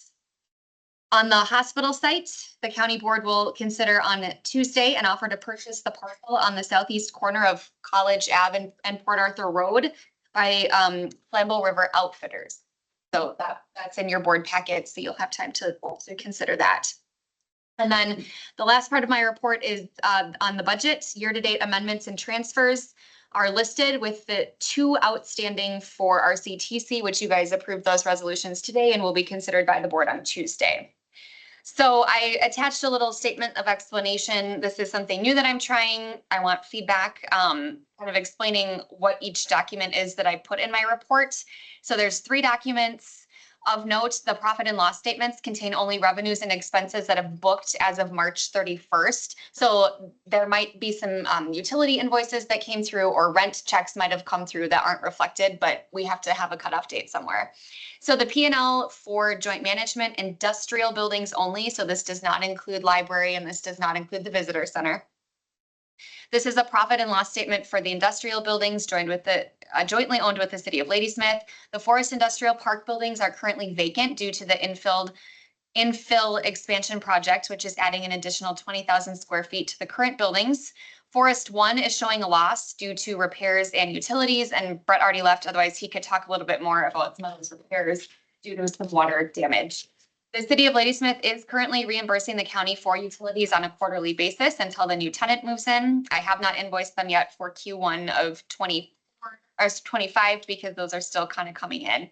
Forest 2 is showing a profit only because a land lease for Indec that's actually over on Meadowbrook Road is coded to this building. And that's because Indec had previously been in that building. So all of that rent was coded there like years ago. The other building to note is the Enterprise Center, which may take a loss due to a possible new boiler system, which we just discussed. At this point, we're not going to move forward. Then the P&L on our county-owned property. So this includes the Oakleaf Clinic building, the Gateway building. In our budget, it's referred to as the Minor Ave building, and the old hospital site. The Gateway building has needed some unforeseen repairs, so the profit on the year is just slightly lower than anticipated. And by slightly lower, I mean like $10. The budgeted rent for 25 is $8,400, while the budgeted utilities are $5,000 and budgeted repairs are $2,500. So we only budgeted for a profit of about $900 on that building. Yeah. The old hospital site shows a loss due to repairs and utilities. And then 1101 Lake Ave, which is the Oakleaf building, is under a triple net, meaning that no expenses for utilities or maintenance should ever be booked to this property unless Oakleaf were to vacate. And then finally, the budget amendment and transfers worksheet, the most recent addition was the budget amendment approved by the board to provide $18,000 from the mining fund to the economic development budget, which is 662, for the Rusk Chamber of Commerce for some wage and benefit supports. And then there are 2 additional transfers that the board will consider on Tuesday. So Brian is used to seeing these. I've been bringing these to joint management for a while. So Phil, to your point, right now we're sitting pretty good with our P&L for the first 3 months of the year, looking at 105,000 in the black. We still have some of those colder weather utility bills to come in. So I do expect some of that will go down. And at joint management, I think we're talking about some other repair bills that'll probably be coming in. Last year, I think we returned about 40,000 to the mining. Yep. And then the P&L on our county-owned property, again, that Gateway building, this is pretty on track for what we're expecting here. We have some unforeseen expenses that came in on the first part of the year. So hopefully we won't have any more repairs going into that building. Again, we should never show expenses on Oakleaf. And then the hospital site, the clinic has needed some work. I think it's roof work, if I'm correct, some leaking spots that Brett had to look at. And then also I thought it was prudent to keep the finance committee updated on this because I know you guys have a lot going on. So just to a reminder of the money that we've moved around so far this year. And I'll keep bringing that every year, or I'm sorry, every meeting. And then next month is starting in May, and it depends how some of these committee meetings hit. Hopefully we'll have all of the departments with the new budget forms to the finance committee in May. I was thinking about that last night. Yeah, but with what's going on in our finance department now, some of the departments might miss that and they'll have to come for the first time in June. And hopefully you guys give us a little bit of grace with that. But that will now become a part of my update. Yeah. Yep. I know, you're gonna say picky. You have the profit and loss, the first one you have here for joint management. It says analysis of data from January to December. How can you have from the whole year and we're only in April of 25? So that is because Mr. Marty Reynolds prepays all of his rent. So we are showing revenue prepaid through December. He rents some of Ritz. Correct. So yes, he is why there is revenue in the future. She's saying the light blue's gonna catch up to me. Yes. Because the other one, Yes, and then we don't have any prepaid rent in, the other, right, correct. just a little bit misleading when you say this is the financial statements for 2025 and we're only in April. Yeah, I understand that, but his rent has already booked as revenue. And where does the rent go? I think we brought this up last month from 1101 Ave. Where does that rent go now? It's in the clinic budget, so it's sitting there. In 2025, it was used to offset levy, is what it was used for. Okay. That was originally where'd that money come from in the first place too, just prior to. ARPA. we utilized ARPA funds to purchase the Oak Leaf building. Did that cover it all though? Didn't we have to use some from the hospital fund too or something? No, Mr. Entershoots' motion was to use up the You know, ARPA funds, and it did, and I. did cover it? Well, and then there was a little bit that came out It of, was more, that came from something else. The rent money, yeah. the wind down funds, I mean, Yeah. with any excess coming out of. Yeah. Yeah. That's kind of what I meant. Wind down hospital fund. I can't remember how that was. Majority of it, I believe. It was a significant Yeah. majority. But the tiny bit came out of, Which have now gone back into our general fund. It's uncommitted. All right, any other questions? Hearing none, we'll I move want on. to comment that I really like the report. Nice. Was it the report or was it the color? I do like colors. For me, it's the report. Colors don't mean anything to me. We like that feedback. I like Color I like the graphs. Graphs are nice. I'm colorblind. You say, so you made this much more, oh yeah, that's right. Not black, white, but I mean, yeah, so, anyway. All right, clerk's report. Spring election is over. How much did you make? What? Joint management's got 105,000. How much did the clerk's office make? We're in the negative. I'm Oh, no. sorry. Next time you better go first. I'm sorry.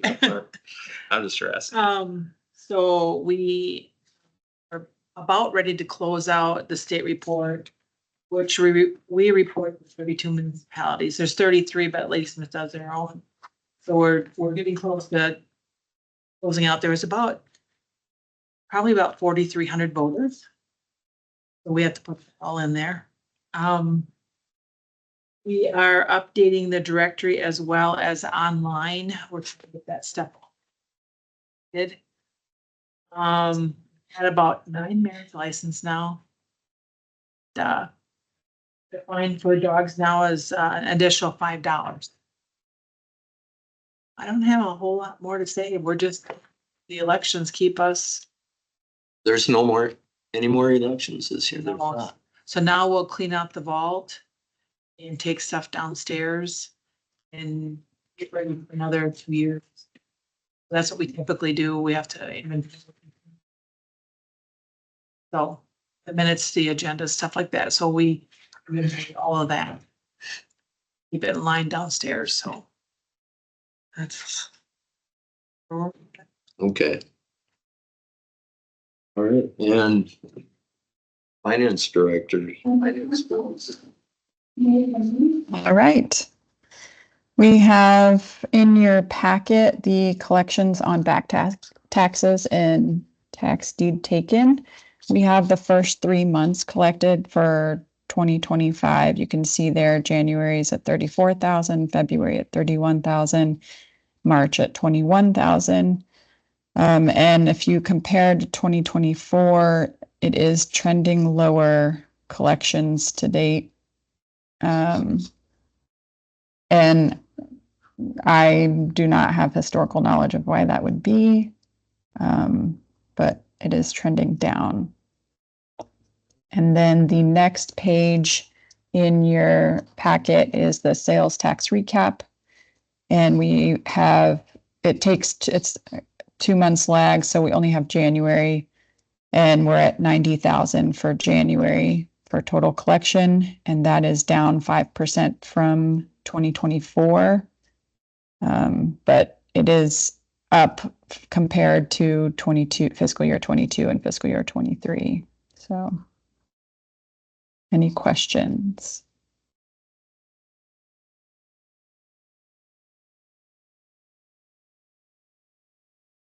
I don't think so, Nomi. Thank you. You're welcome.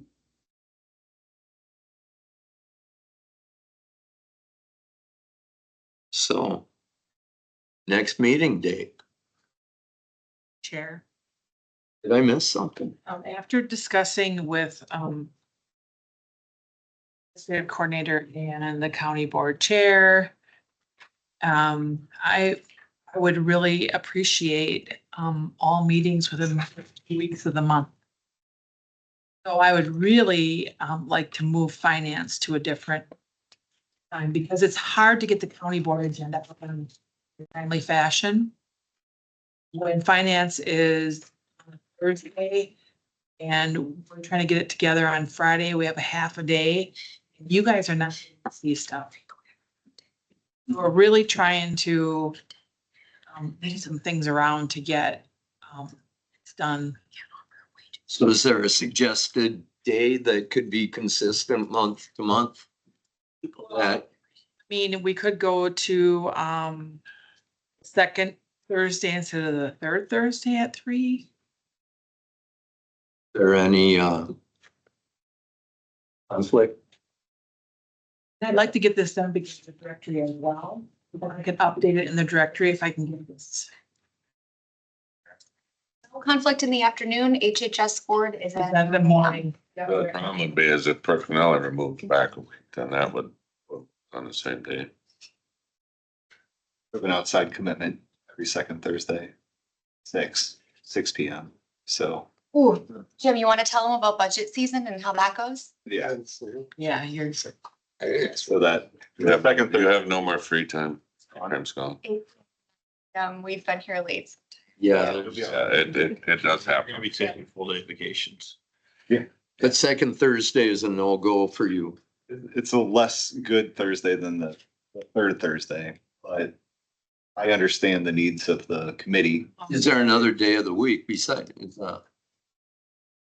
There's, I don't think forestry wants a Monday, so there's a second. Well, so forestry, we brought this up at forestry, at the forestry meeting the other day. We decided to keep it the same as for 1 more month. We got bid openings and stuff coming up that we didn't want to shorten up the week and stuff, so we're gonna revisit it next. Second Mondays, I've got We another, didn't really make a decision on not county related, that forestry. is always second Monday. There is a second stay. States are not fantastic for. Anybody is at 3 That on the no, I'm sorry, that's the first Wednesday, never mind. it is. Second Wednesday is emergency services at 8. Wait, that's in the morning. In the morning. Yes, I meant 8 AM. 8 p.m. What about the first week, first Thursday? Everyone there? Called. The only thing I'm gonna say about that is we run into the order of meetings. So if you're putting finance so early in the month, nobody has time to get there. Right. Because everything has to go through oversight and then to personnel and then to finance and then Finance. board. That's So what, finance so soon, you're delaying everything by a month. Yeah, cause like next month, finance is in front of highway. Finance is early next month. It's the 15th. Okay. You do it the third, like Monday or Tuesday? Shorten up a little bit or? well, right now highway is on Monday at 8 o'clock. That wouldn't be. Is that for just finance being so late? It's just hard. And it would be nice, like, the packet has already gone out for the board. And Highway's the third in the Thursday. finance meeting now. Right, so anything out of here has to be an addendum and. Yeah. Well, we can put it on there, but it And you may need not, it may not. May not be in the packet. we I may think the skip- problem is the county board meeting's too early. Maybe we should go to last. two. This month is unique. It usually is the fourth Tuesday, but it's still because finance is the third Thursday that you're doing the Thursday to Tuesday turnaround. And it's always the same way. Hmm. It's always the same way. Could you do finance on the third Monday? Cause highway's in the morning. That would work better. Like that. Fine with that. Jim, that's a full day for you then. I don't know if that's better or worse. Which day? Cause if you did this, if you did finance on the third Monday, you'd have highway in the morning and then finance in the afternoon. So your whole day is kind of shot. Yeah, but right now I got full responsibilities on that day in the afternoon. That's gonna be consistent. I don't know. Time's that meeting? 3:30. 3:30. Continue new stuff on there and just get county board out.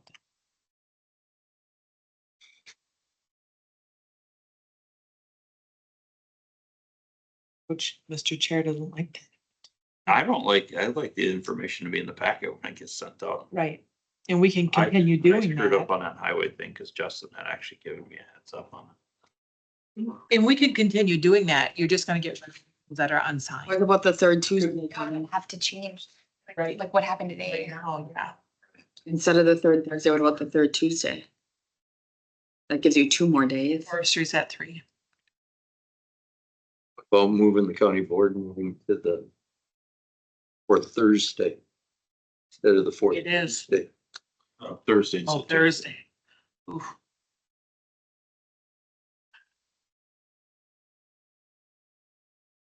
But I like that idea. Or Thursday? It's better than Tuesday. I like it on. More days. Tuesday, like, Tuesday, you got a lot going on for work yet, cause it's the beginning of the week. Thursday, you're like catching and coasting into Friday, so you Yeah, have more time to. don't worry about Days your from department. My heads, work but days. Not be like Thursdays. I was gonna say, second and fourth Thursdays are my standing lodge, so. Those don't, yeah, those Thursdays don't look good to me. Even into the evening? Yeah, it's an even, you know, it's lodge, so it's, you know. Oh, okay.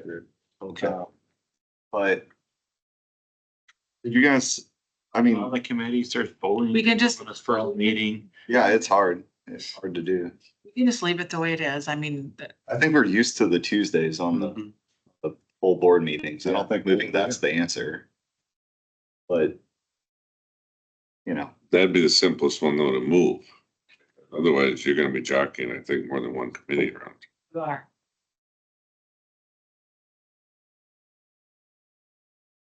So for the time being, ours for May, But just so you know, the directory's got to be out by June, so. Just not. Well, I think ad hoc roles and responsibilities, that's not gonna be a permanent committee and that could change. So if you did move finance to the third Monday, that's the only thing that's conflicting, right? So, yeah, Ad hoc roles and responsibilities. calendar, yeah. maybe we could just trade with them. They could have, Well, the only meeting we have set is this month, and so that wouldn't matter. We don't have a May meeting except for. And honestly, responsibility. roles and responsibility isn't gonna have something every month to go to the board. If that one's later in the month or something happens, I mean, we're pretty much gonna be once or twice hit the board. And I think we have plenty of time to. I have to leave. I have a broadband Zoom meeting at 1. okay, So we'll see you, Terry. finance would be the, Which is the 15th next time? yeah. 2/3. All right, so let's. Are we gonna have it on that third Monday, or are we gonna have it for Thursday next month? 15th to third. All right. Okay, next meeting. May 15th, 3 p.m. I got. That work for you, Jeremy? yes, that works for me. Okay. All right. Entertain a motion to adjourn. Make that motion to adjourn. Second. We're adjourned. Signatures on these. Oh, gosh. Well, and actually, Connie, next month will be good. The fourth Tuesday is the 27th. Geez. And next month you'll have time. Harry. At least.